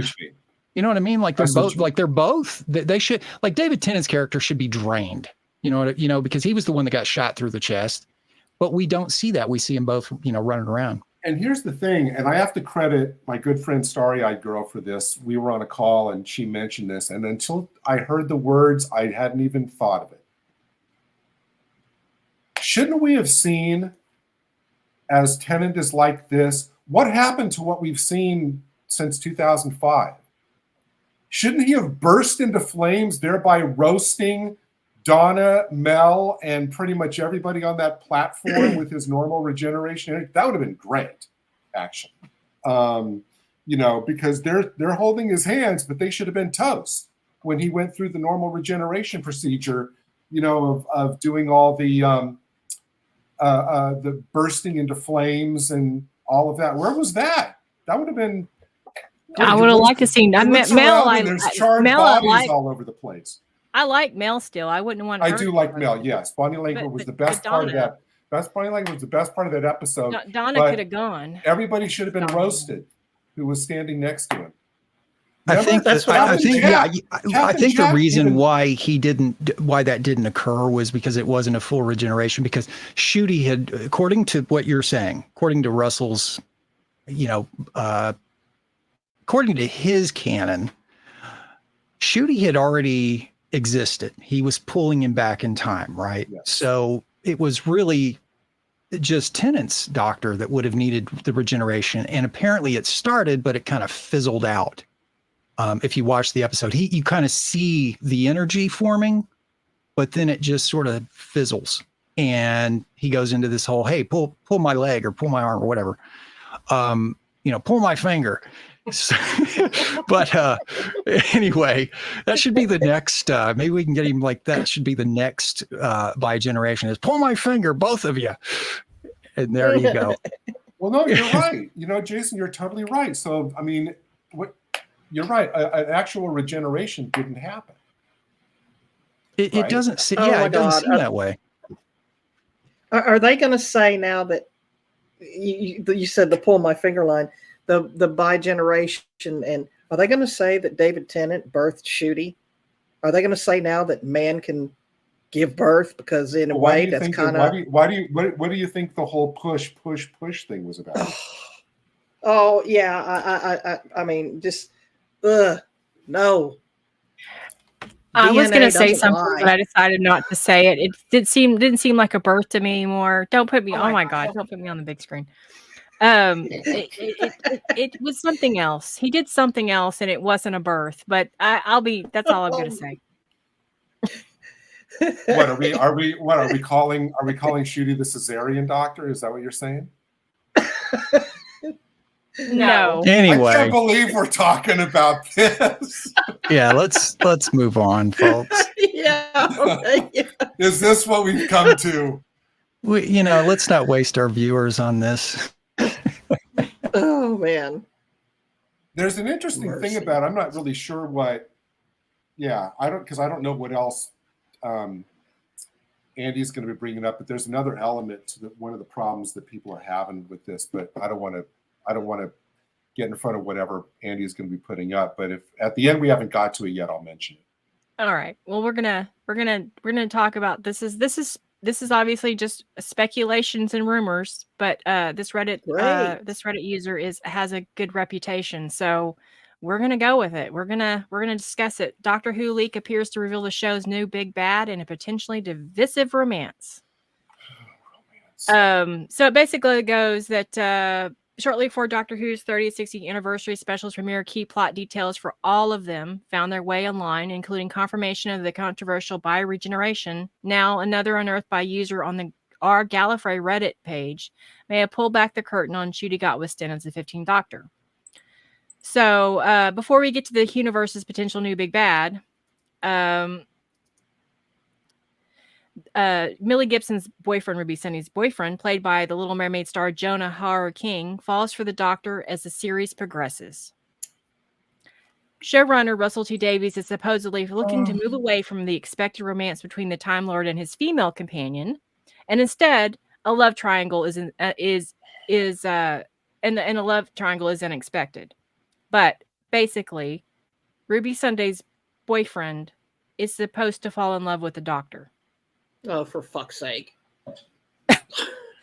So that is the divisive news, obviously, but the big bad, the other news is for the larger arc he has planned for Doctor Who. It is reportedly see the 15th Doctor regenerating into an evil version of himself called the Valyard.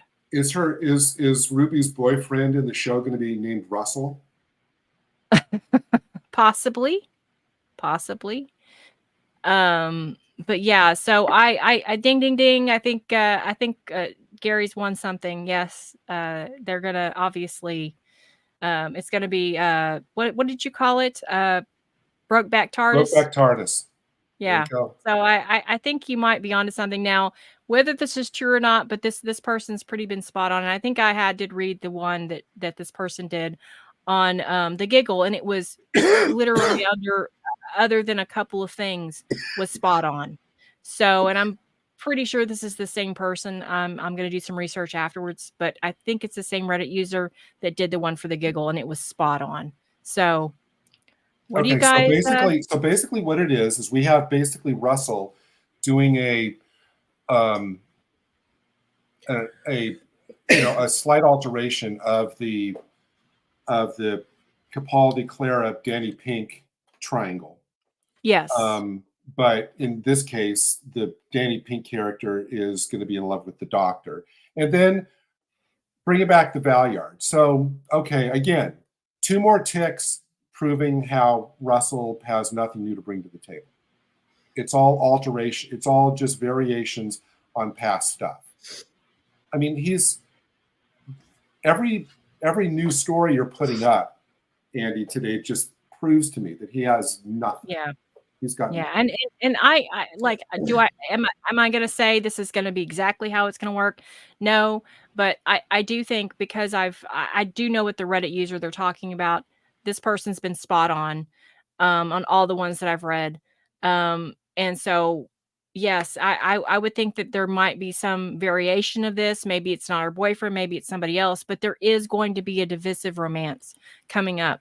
Now, whether that shows the Doctor reciprocating or whatever, I don't know. But I think it is a concerning thing. If you're going to go this way with Doctor Who, be prepared for a lot of people tuning out, because I think a lot of people will if they do this. I don't know what anyone else thinks or of the story, or you think it has any validity, but chime in if you on your thoughts. It's a bad idea. Yeah, it really is. No. It's a real bad idea, because what it's going to do is it's really going to alienate a ton of fans who don't relate, because there's so many classic fans who that's going to be very divisive. It's really going to turn a lot of people off. So, I guess if he doesn't mind, and apparently he's shown that he doesn't mind being divisive. So is that where the Doctor meets him, when he's dancing in the trailer scene? That's how he meets I can just picture it all now. I think that's how he meets Ruby Sunday. I think that's how they meet. Now, maybe in a later, I'm sure it's probably not going to be in the Christmas episode, I would think, but maybe, a little bit down the line when they've been traveling together, probably when you least get comfortable, and you least expect it, they'll throw this on everybody, I'm sure. And it may be like a progression, just like how the Yaz and 13 relationship formed. It may not be right away, but this is apparently something that wasn't happen. Even, technically speaking, I didn't watch a lot of Jodie. From what I understand, I mean, Andy, you're the one that kind of suffered through watching all of Jodie. But my understanding is the whole Dr. Yaz hookup, whatever it was only like shoehorned in the next to last episode, because people were calling for it online. And so it's something that Chibs carefully crafted over 3 seasons. No. It was basically shoehorned in the last chance he possibly had before the Regeneration episode. Right. But it kind of started before then, where people were noticing things, and I'm sure there was some of that by design, because apparently Jodie Whittaker had told him that she had read a lot of these shippers' comments and was kind of pushing towards that. Jodie Whittaker herself, that was her kind of her push for Chibnall, but again, they still didn't follow through with it. They still didn't follow through with that. So, whether they follow through with this or not, I don't know. I still think it's a horrible idea, and if they don't, because it's going to already alienate the very little fans they've got left. The only fans that RTD is got behind him are sponges and fans that basically, they love Jodie Whittaker, because he's already turned away or basically, forced people to flee from his garbage that liked the classic era and what's come before Jodie. I've got to say that I agree with the 3 of you that it's a really bad idea. I also hope with every fiber of my being that he doesn't, because I want him to lean so far into the off-putting, obnoxious agenda that I know that he personally believes in, that it just comes crashing and burning around him. I really, really, really want that. And I'm dead serious because I do not want this to last longer than it absolutely has to. I think it's going to fail, but I want the failure to be immediate. I want it to be so obvious from the get-go what his true agenda is with this show that nobody can argue it. Nobody can say, well, it's just it's absolutely right out there. And if it succeeds, even with that, well, then that's the way the world is now. But if it fails, then I want it to fail miserably. And I want it's going to blight his legacy of the show. I mean, whatever happens. But I want it to have eventually the ratings of Batwoman. I want it to be lower. It's going to be worse. It's going to be worse than that. I think it's going to be worse than Jodie's. But I want it to happen much, much, much sooner than later. And I've never, look, I've been a fan of Doctor Who since I was 12. I never thought I would be advocating for the failure of the show. But with all of this, if it's going to be happening as this plays out, I absolutely want that to happen. Oh, I think it will be overt, like everything else he's done so far. I think it'll be very overt. I don't know what anyone else thinks, but that's what I feel because he's already showed his hand. He does everything overtly. There's not going to be any subtle anything. It's just going to be all in your face. You're going to know where he stands. I really don't think it's going to be subtle. But here's the thing. Do you think honestly though that let's say they do take this spectacular nosedive and they go off the deep end and they go just all out like you're saying, Gary. The only issue I see is that even if that happens, I tend to think that they're not going to own up to failure. They're going to make excuses for it. And so at the end of the day, it's going to be, as has been said, the fans' fault. It won't be their fault. It'll be these troll-like review bombers that are killing this franchise, that have killed the goose. I think it's already dead, honestly. I mean, if I'm not going to be too blunt here, but I mean, I think that, and I think I mentioned this to Andy on Discord before. I mean, my view of the progression from the last few years is that Moffat started out great, but I think because of his injection of some of this stuff toward the end of his run, I think he wounded the show kind of by the end. I think Chibnall killed it. And I think all of this is all of what Russell is shaping up to do is basically just kind of, peeing on the corpse. I mean, sorry to be blunt, but I mean, that's kind of what I think that it is. Okay, but think of it this way. Look at the corpses they've propped up, these franchises, these corpse of a franchise like Star Trek Discovery that they ran for how many seasons? And then 5. I don't see how it even got past 1.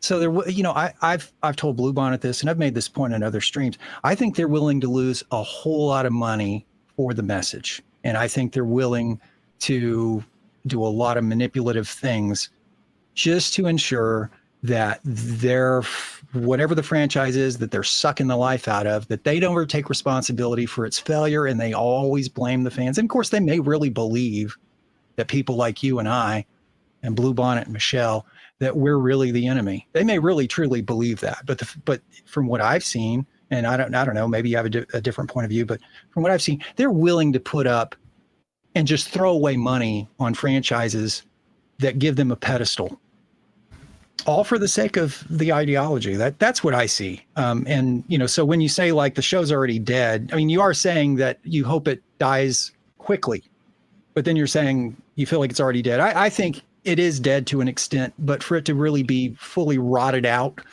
it's going to have to do a serious swan dive, and that's likely going to happen. But I think they're going to blame it on us. But see, that's the inherent contradiction in all of these arguments, whether we're talking about Star Wars or Doctor Who or Trek or insert your favorite franchise here, which is that, okay, if they succeed in their goal of driving off everybody they want to drive off, which in this case is like classic fans, right? Because they're so convinced that their enlightened progressive message is going to be popular and is the way to go. Where are all the fans of that message? Where's all of them streaming in, after we've left?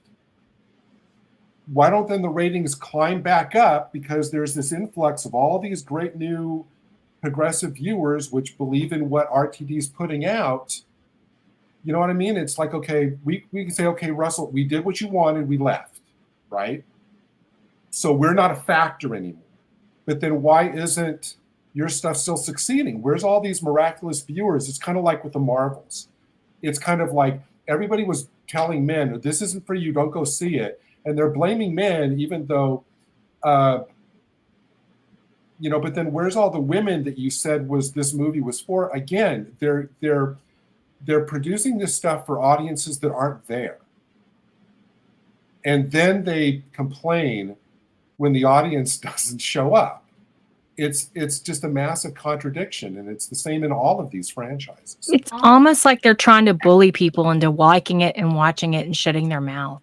It's like they like, you know what, you like this? I know I don't care if you like it or not, just watch it anyway. Just feed the machine. And it's really, I don't understand it either. I don't understand why, why they don't just stop. Why don't but I think they're trying to reach young people. Well, who aren't watching. Okay, look, I think these are.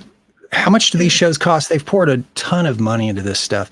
These are probably the most expensive PSAs that you can buy right now, and I think it is a PSA, and I think that's why that's how they're looking at it. This is a PSA. This is a PSA for their ideology, and this is the platform they use. It's the planet that the aliens drain. They go from planet to planet, and right now they're on the Doctor Who universe, and they're draining the life out of this franchise like they do with many others. So I think moving forward, though, this is just a PSA. And I think if you look at it kind of like that, you throw money away on your PSAs. They're not meant to be anything other than that. And that's kind of how I feel. I mean, maybe Russell believes in what he's doing, but at the end of the day, if it doesn't work out, though, they got their message out. They're going to reach in fact, screw the classic fans. Really, it's, we have a new generation we need to appeal to. I mean, if you listen to his commentary on, if we present this in a normal fashion and in a normal setting, which it is normal, he says, yep. Then, it can be embraced and viewed as normal by I assume what he's talking about, the younger generation. So for me, it's even if it's not about us, it's about reaching the younger crowd. There's, it's a multi-tiered, there's multiple tiers to, I think, the goal here. Well, he did say that in the Unleashed or whatever. I think, was it the first one, Andy, where he explicitly says, we're going after the kid. No, it was the Davros one, right? Andy, it was the second one. It was the one after the Star Beast. Okay, Wild Blue Panther. But then Garbage in the chat is mentioning like Charlie's Angels. Well, they did the agenda of Charlie's Angels. They say, well, this isn't for men. Men don't need to come and stuff. Well, then where's all the women that you said were going to flock to this movie and make it such a great hit? Where were they? They had because women don't like Garbage either. No, I believe it was the director of Charlie's Angels that said, who was it? Elizabeth Banks. Yeah, she had said, if this film doesn't succeed, it's due to misogyny. So anyway. The show wasn't well received because it's garbage.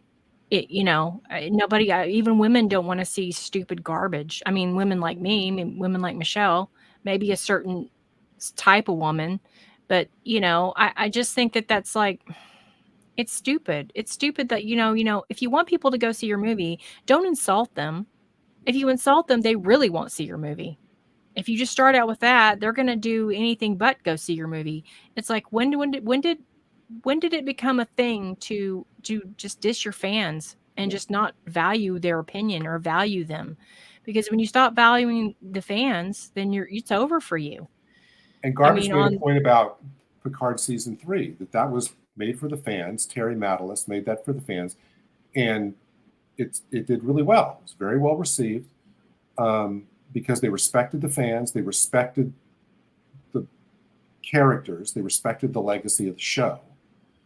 They didn't try to shovel in all the message and everything. And it ended the show on a high. Not that complicated. And oddly enough, RTD praised that. I'm just like, how can you praise? Look, I thought it was okay. I get why people like it. It didn't thrill me too much, but I understand why people like it. But RTD praised that. So how can you praise something like that and then just do the other opposite and just completely diss the fans, just do all the opposite things that classic Who fans want? He knows what we want. He just doesn't care.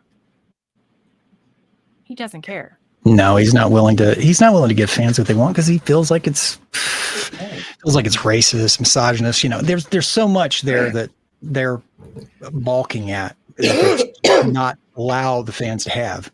Could you put up, Andy, could you put up Lucy's last comment?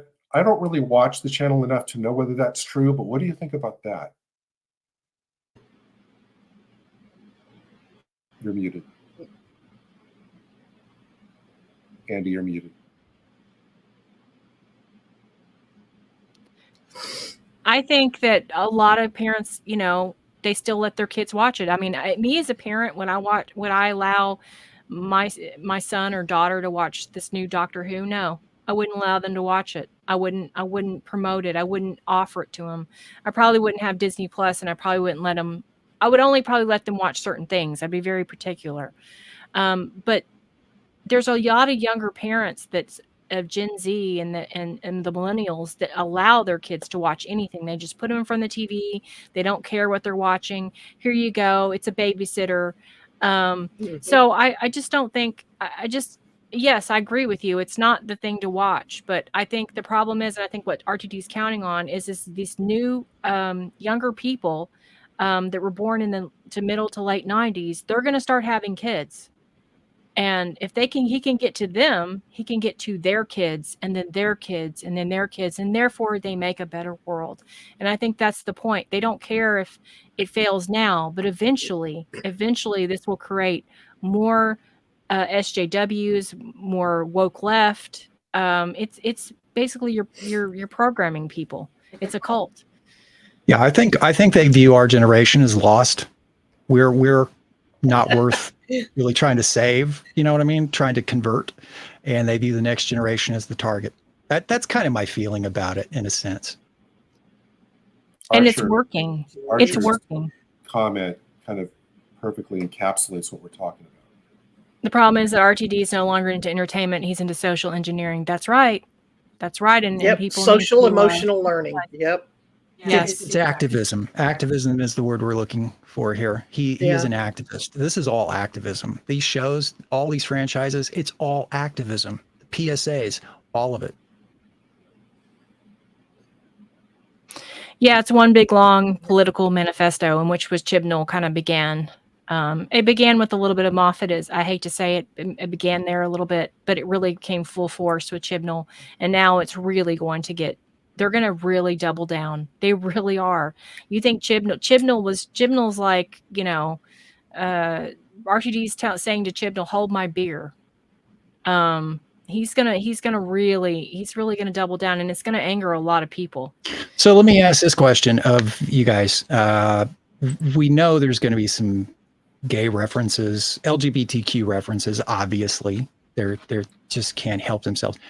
We've already seen that to some degree. Question is, to what extent do you guys envision that? What form? Well, I want to say, to what extreme do you see that going? Anybody want to chime in? Let's start with Gary. In this, what you mean in this show? In this show, like ultimately, I see there being. Yeah, I see there being. I mean, Bluebonnet and I have talked about it. There could be a potential kiss, maybe, between two men. I would say the doctor and this other individual. I doubt that it's going to be that. But who knows? I guess that was my question: is to what extent do you think that's going to manifest? I haven't watched. Well, okay, it's hard for me to answer that because a lot of these other shows over the last 10 years, like I know what was the Shooty show, Sex Education, And Yes. there was another, I don't know, I think there was another series or mini series that RTD did. I think that however far those shows went, and if anybody knows kind of like how far those shows went, I think that will be what Doctor Who does. Just because it's Doctor Who, a supposedly family show, I think you look at what Russell T's done in the last 10 years, and that level will start showing up in Doctor Who. I don't know. Did they have a lot of kissing or open sex scenes like in Sex Education? I've never seen it. So yes, it's. I have to say, I tried to watch it, and I didn't even get through half of an episode. I'm no prude, but yeah, some of it was just beyond. That will be what this is. Well, if it'll is, match, then there's going to be nudity, which I can't see Russell doing. I don't think he could get away with that. My personal opinion, it won't be anything like Torchwood. I thought Torchwood was above the line, and it won't be anything like It's a Sin. It's a Sin was pretty graphic. I think the most we'll probably see like a peck between two men, and possibly later down the line, maybe the Doctor in bed with another man. But no, any kind of. I can't see that. Yeah, but I don't think it would be right away. I think it'd be by the third season, if that, and it wouldn't be something like he's naked or anything. Just something, an innuendo, double entendre, something like that. But when I say in bed with another man, I don't mean like he's naked. That would be extreme. But we're not going to see like full on male nudity and stuff, but I think a lot of it's going to be implied. It's going to be as implied as Disney allows them to get away with. But these days, knowing Disney, I mean, Disney's such a cesspool these days that, who knows what the standard is anymore. I don't see it being graphic. I don't think there's any, I don't see it being graphic. Now, maybe they might push the envelope a little bit in this one, just to get it to that stage where they can push it overboard. I don't really see it going too graphic because it is Disney. And that sounds like a contradiction. Well, it is Disney, but the fact is, it is. I don't see the Doctor, because of this franchise, I don't see there being an open mouth kiss or anything like that. But who knows? I could be wrong. What do you think, Michelle? I don't know. I think it's a possibility that it could go the way of like Good Omens between Crowley and Aziraphale, a kiss like that. But anything further, I don't know. I don't think there's been any nudity or anything like that in any Disney movie that I know of. I don't watch much Disney, but if they go down that road, I just think it's a bad idea. Because in the end, the show's supposed to be about kids. So look at the message you're sending to kids, I mean. Unfortunately, Michelle, I think talking about what the show was supposed to be anymore is. Yeah, I know that. Yeah. But let me ask Andy though, because you said before the article that you showed about the supposed love triangle, the one you had up before. How can you really do a love triangle if there's not kissing? Well, that's true. I tend to think he will, like, and honestly, I don't know if it even be reciprocated or anything, because obviously if he's flying around with Ruby, and he kind of embrace this other man being in love with him, right? If he embraced that, it would kind of like hurt his relationship with Ruby. So I don't think it may go there, but it will be implied that, that her boyfriend is extremely sexually attracted to Ncuti. Now, whether it goes to a kiss, I mean, that might happen, but maybe on the other guy's part, I don't really know. I just, I'm just basically, it's just a rumor, but I do think it there'll be something. And, it may not even be a physical manifestation. It may not be any sexual, like any kind of real physical sexual component. That just could be a implied relationship, something about an implied relationship between them, a potential implied, you know what I mean? Well, Jason, I mean, that one of the things everybody was asking with the new TARDIS is like all those upper level doors. Where do all the upper level doors go to? Well, maybe one of the episodes will start with the Doctor and Ruby's boyfriend like walking out of one of those doors. Good morning. Yeah, that'd go well. That's good. Or maybe the other guy walking out. Give it the green light. That's a good idea right there.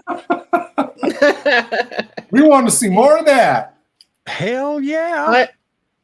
I agree with Wynn. I just can't quit you. Just give us a good story. The hell with everything else. Just give us a good story. Oh, you know? Michelle, you're so funny. Yeah, I know it, right?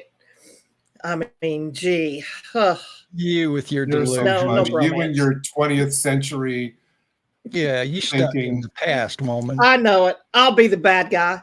I'll be the bad guy all day, every day, damn it. I'll stand my ground. No more woke shit. No. I see it enough as it is. I ain't got enough woke. Garbage in the chat says there's enough walkways. Maybe 3 men will walk out and say, bye, Doctor. Thanks. There's enough walkways on that TARDIS. They could have about 10 of them going. Oh gosh. That'll be the big season arc cliffhanger. Like, which door will the Doctor choose at the end of the final episode? And it'll be something like he's straightening his tie or, something like that. Yeah. Or he'll come out and go, where's my pants? Maybe that's why he didn't have pants. Maybe he was in the middle of something, in the future. Maybe that's why he had pants. Those ramps are for the fashion show. I like that. Yes. There you go. That's a damn catwalk. That ain't no ramp. Yeah.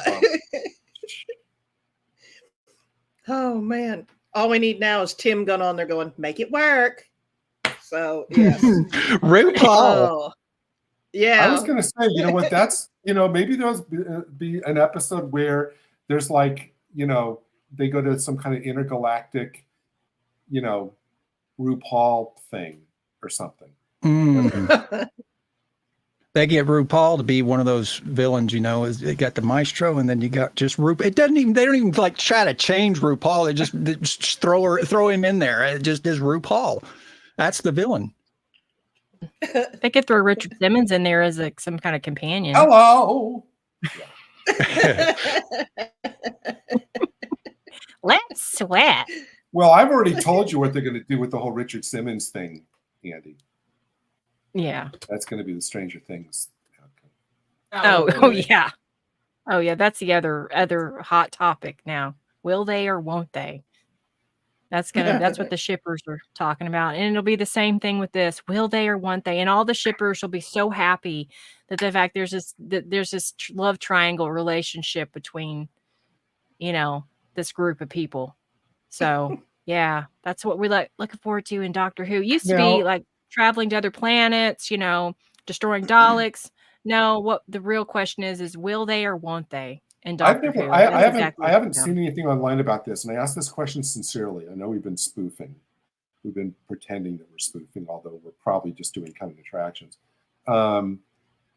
What's the likelihood now that RTD is back of getting Berriman back? I've not even heard just clickbait speculation articles on that. I think eventually he'll come back because he can't help himself. He's gonna definitely bring Jack. Well, it's not up to him. He has to be asked. Yes. No, I know. I think he will. I think he will just so he can have not that he needs an excuse because he doesn't really need one, but he would just do it to, bring him back because you know how Captain Jack is. Captain Jack wants to do everything. So once he sees Shooty, it's like he's already dreamed it up, I'm sure, in his nighttime fantasies. Are you kidding? Yeah. It's probably been the first thing he probably want to bring back Doctor Who just for that. I just think, like I said, I think I'm all for all of this. I think that RTD, if you're watching, go as extreme as you want to. Best of luck with that. Do everything you're planning on doing and dial it up to 12. Absolutely. No, not 12. No, not 12. I'm going to get a big bucket of popcorn and just sit back and watch everything. Dial it up to 13. Yeah, dial it up to 13. Or 15. Or that works too. Oh, mercy. Well, he's launching, I guess, metaphorical iceberg after metaphorical iceberg in this. I mean, these last 3 episodes, and even outside of the episodes, there's been more icebergs hitting this Titanic than the Titanic. I mean, it's just been a barrage, one thing after another.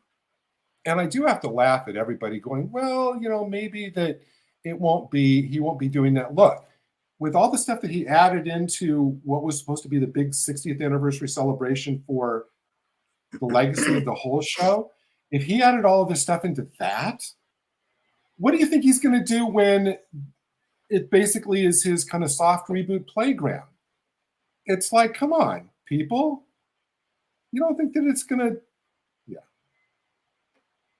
Yeah, it's going to be more of the same and just dialed up to about 13. I really think it's just, Doctor Who is dead. It really is. I mean, it's hard to say. I mean, it's hard to say because without, I mean, I want to be fair about it. It stands to reason. I have very low expectations, but I do want to be fair about it and watch and see where this goes, because we can try to, prognosticate all day long, but at the end of the day, there's really no telling just how bad, because I mean, there's things that he's thrown in that I didn't foresee. I mean, there's a lot of stuff that I just wouldn't have imagined. Well, he went that way. I think they're going to stop reporting the AII score, the audience appreciation score. They'll stop doing that, and then they'll just report ESG scores for every episode. I'll change that. Doctor Who is dead for me. Okay. At this point, I'm just watching the trash fire, and that's how I feel. I understand people wanting to give it a chance, and that's fine. For me, it's dead. For me, it's been dead since 2017 for me. So. Well, you got to figure the reason why I'm saying that is not because I want to give it a chance, because I think I'm never going to be attached to the show, but I want to, if we're going to talk about it and review it, I want to be fair. And that's the only way you can be fair. Right. I mean, is to actually watch it. So that's kind of my logic on it. Not because I feel like there's a chance it's going to make a recovery. The show is probably really dead. I just want to see, I want to be fair in my reporting. I want to see how dead it is, I guess. That's where I'm at. How dead is it? What level? Mm-hmm. Mm-hmm. That's why I think the more extreme it is, the more it's easier to cut it off from at whatever point your own personal canon ends the show. I mean, this just makes it easier to create a dividing line. I mean, look how bad Jodie Whittaker's era was, right? Look how bad. It was just awful. I mean, I couldn't get through an episode without needing anger management. I really couldn't. I could just see that woman's face and want to have an aneurysm. It drove me insane. So, that didn't kill. I mean, it killed the show for that era, but then give Scrunch a chance, Jason. Yeah, give Scrunch face a chance. No, but So I mean, that was a disaster. That was just the worst. And here we are, 3 seasons later, revisiting this whole thing. And so I don't know if this is going to kill the show. We may be 3 seasons out from here and be back, at the round table having a discussion about it. I don't know. It stands to reason, though, that this could very well, I don't know, be the nail in the coffin. I've actually thought it was very interesting. I don't know if Andy was going to bring it up. I think it's very interesting, all the articles that are popping up saying that the way that this by regeneration, whatever, was handled all wrong, because now people are saying that Ncuti, by leaving Tennant out there, basically Ncuti is not the Doctor. He's now just a Doctor, the Doctor we happen to be watching. So a lot of people are bringing up the whole Peter Parker, Miles Morales thing, that Ncuti is just now Miles Morales. He's not really the Doctor. He's basically just, when the alternate is still out there, that's who people are going to consider the definitive article. He's basically just kind of like an offshoot. He's a spin-off. He's not his own person. And so a lot of I think the pro-Ncuti people that argument is starting to kind of gain some traction, that people are ticked off that in their minds, RTD didn't have the courage to totally just leave him as the only doctor. I can see that. Yeah, I can see that. I think that's what kind of surprised me, is that, you know, you did have articles where they were kind of fighting for the same point regarding Bigeneration. They weren't for it, but for completely different reasons, which I thought was interesting. Well, you know, when he was bi-generated, did that get rid of all the, you know, the bisexual doctor? Did that just get it all out of him when he bi-regenerated? Maybe that's what it was, you know? How dare I think I've heard people say that. How dare you?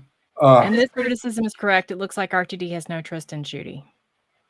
Well, if he doesn't have any trust in I wouldn't Jodie, say that. I would say that leaving Tennant out there is more kind of an insurance policy. That depending on how long it takes Jodie to crash, that you know, people are going to be going, can we just bring back the Doctor and Donna now? You know, I think that that's going to be the go-to argument at whatever point people get totally fed up with. What were you going to say, Michelle? I mean, if that be the case, if RTD has no trust in Jodie, then why in the hell did you hire him? I mean, you either trust him with the role or not. You can't have it both ways and sit on the fence for that. You know, let's see what the man can do, you know, but I don't have that high hope, you know, like I said, just have to wait and see. That way I can bitch about it later. I got to be able to see enough to complain. I mean, I get fed up with constantly being told how great, you know, we got this with Jodie Whittaker too, right? We got all these editorials and opinion columns about how great she was. She's just this awesome, you know, this and that. And the other. When you got to spoon feed people and tell them like how great somebody is, and they can't make up their own mind, you know that there's a push because they're not that great. Don't forget, Yaz was more than once called like the best human ever, and Jodie called her the best companion she ever had. Really? Okay.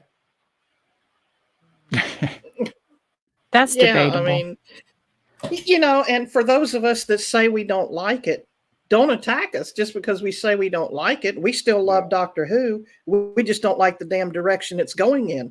And for those of you that do like it, more power to you. Go for it, you know, and like what you like. But when you ask us our opinion, we're going to tell you our opinion. You know, I mean, and you can't get all butthurt over how we think and feel. I feel love it great. Basically, what Michelle is saying is, don't hate us because we're right. That's right. I love the show, but you know, sometimes shows you love, you make fun of. If they're doing something wrong, I'm going to trash it and make jokes, and I don't care. And just like I'm sure these people that love this era probably find stuff that they don't like about Doctor Who, and they make fun of that too. And yes, it angers me, but you know, that's their opinion. You know, it's like people have a right to air what they feel. I just do it with humor. And I don't take it really seriously. And yeah, sometimes it gets to me. I'm not going to lie, but at the end of the day, it's just a TV show. It's just a TV show, and we all like different aspects of it. And if you love this era, I'm happy for you. But I think as William Shatner said in that Saturday Night Live skit, it's just a TV show. It's just a TV show. Well, you know what? For the people who sit here and they say, why are you guys bitching? Why don't you just quit watching the show? Why are you wasting your time? If you don't like the show, then move on. Well, the fact of the matter is, the fans who are bitching about this era are not, they're doing it because they love the show. That's the idea, is you gripe about things because you care about the legacy of the show. Just like, look, maybe I'm not totally attached to Doctor Who. I like the show to a degree, but I can relate it back to bands that I like. You know, there's bands that I've loved that. Boston was a good example. Old band. I liked all three of their albums, their first three albums, right? But they put out, what is it? One of them without Brad Delp or the singer, you know, the original singer. And I didn't like it. So I went on and griped about it. And people were saying, well, you hate the band then, you know, you're not a fan. No, a fan isn't a blind patriot.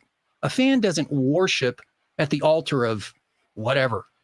A fan is somebody who cares about the show. A fan is somebody who wants the best for the show or best for whatever it is that they care about. And your bitching about it is a product of that. It's because you care. And we hate, people hate to see the show turned into something that is going to ultimately destroy its legacy, which it will, You and Andy are the music experts, Jason. And, you both have put out some great music streams. Let me ask you, what group, like you said, kind of took a wrong turn? You used Boston.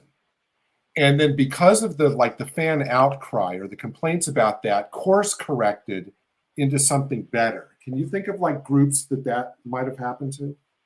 Scorpions. I think Scorpions did that for a while. They had an unplugged album that was terrible.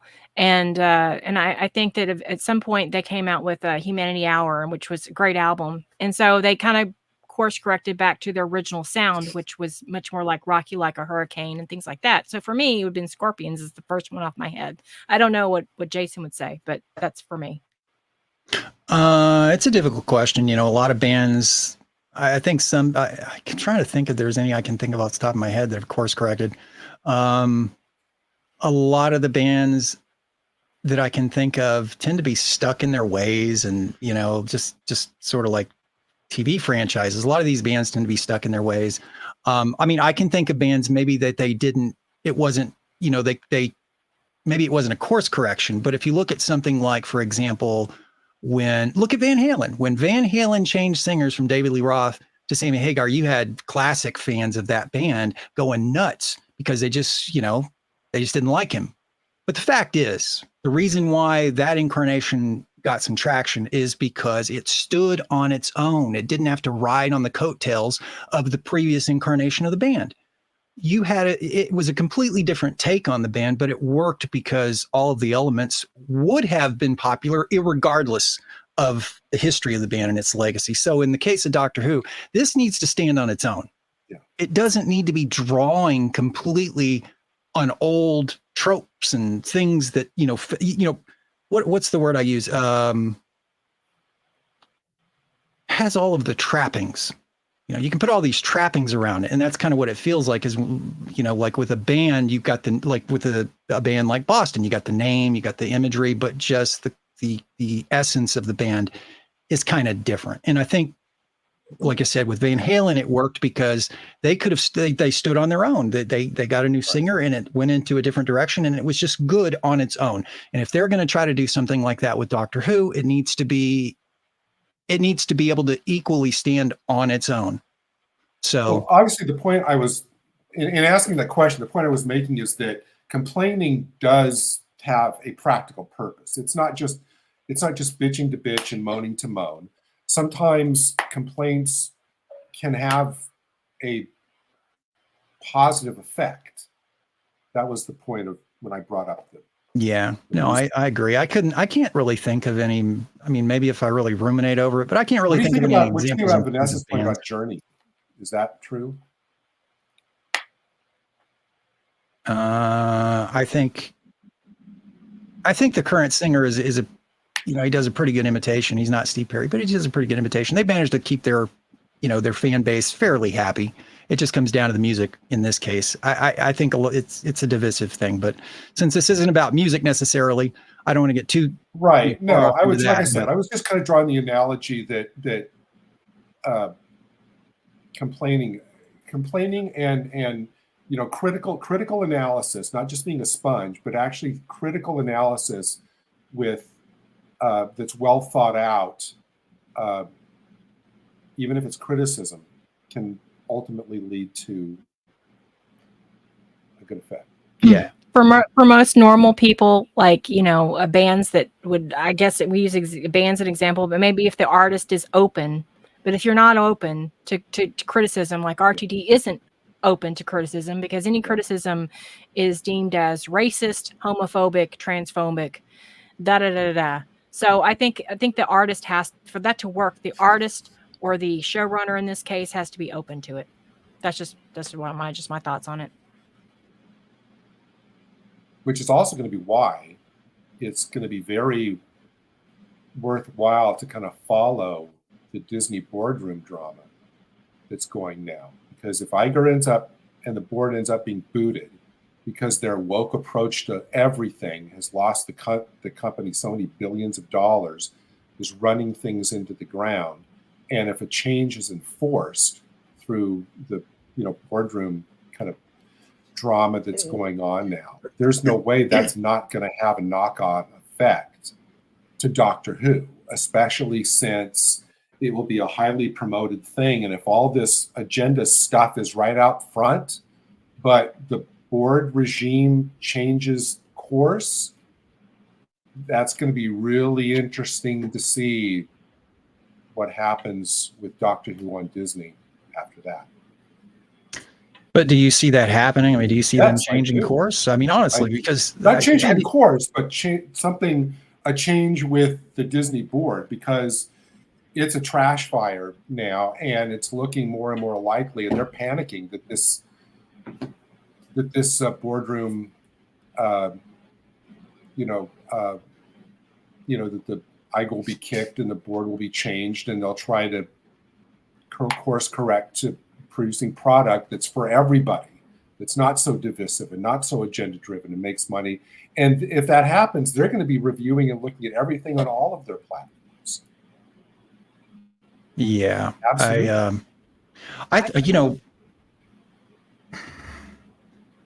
I'm not saying it's inevitable. I'm just saying that if one happens, it's absolutely going to have a ripple effect. Yeah, no telling. I mean, I haven't seen it. It's hard to say what, where it'll go. It'll be interesting nonetheless, but who knows to what degree they'll course correct. They got their head shoved so far up their butt that,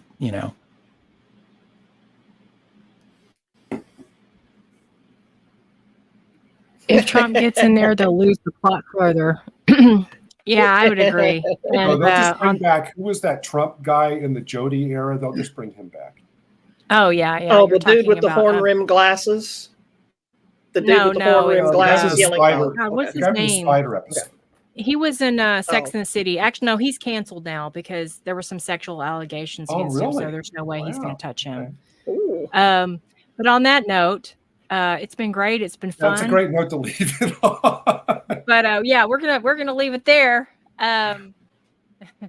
People tuning in were like, "What is she talking about?" It's been great. It's been fun, and thanks you guys for joining me. It's been great. Also, don't forget to like, subscribe, and share. If you've enjoyed this stream, we would highly appreciate it if you would hit the like button. It will help the YouTube algorithm tremendously and promote this channel, and it would be awesome. If you want to subscribe, you'll get more content like this, and we would really appreciate it. And thanks to everybody in the chat, which we do monitor what's going on in the chat. And, we've had some new people in the chat today. Welcome. And, all the regulars in the chat. You're great, and I hope everyone has a Merry Christmas and a Happy Holidays. Yeah, Merry Christmas, everybody. And I don't know if we'll be back next week, but we'll probably see you a little bit after Christmas. So if happy Christmas and Happy New Year. Later. Bye. Bye-bye, y'all. Bye, guys.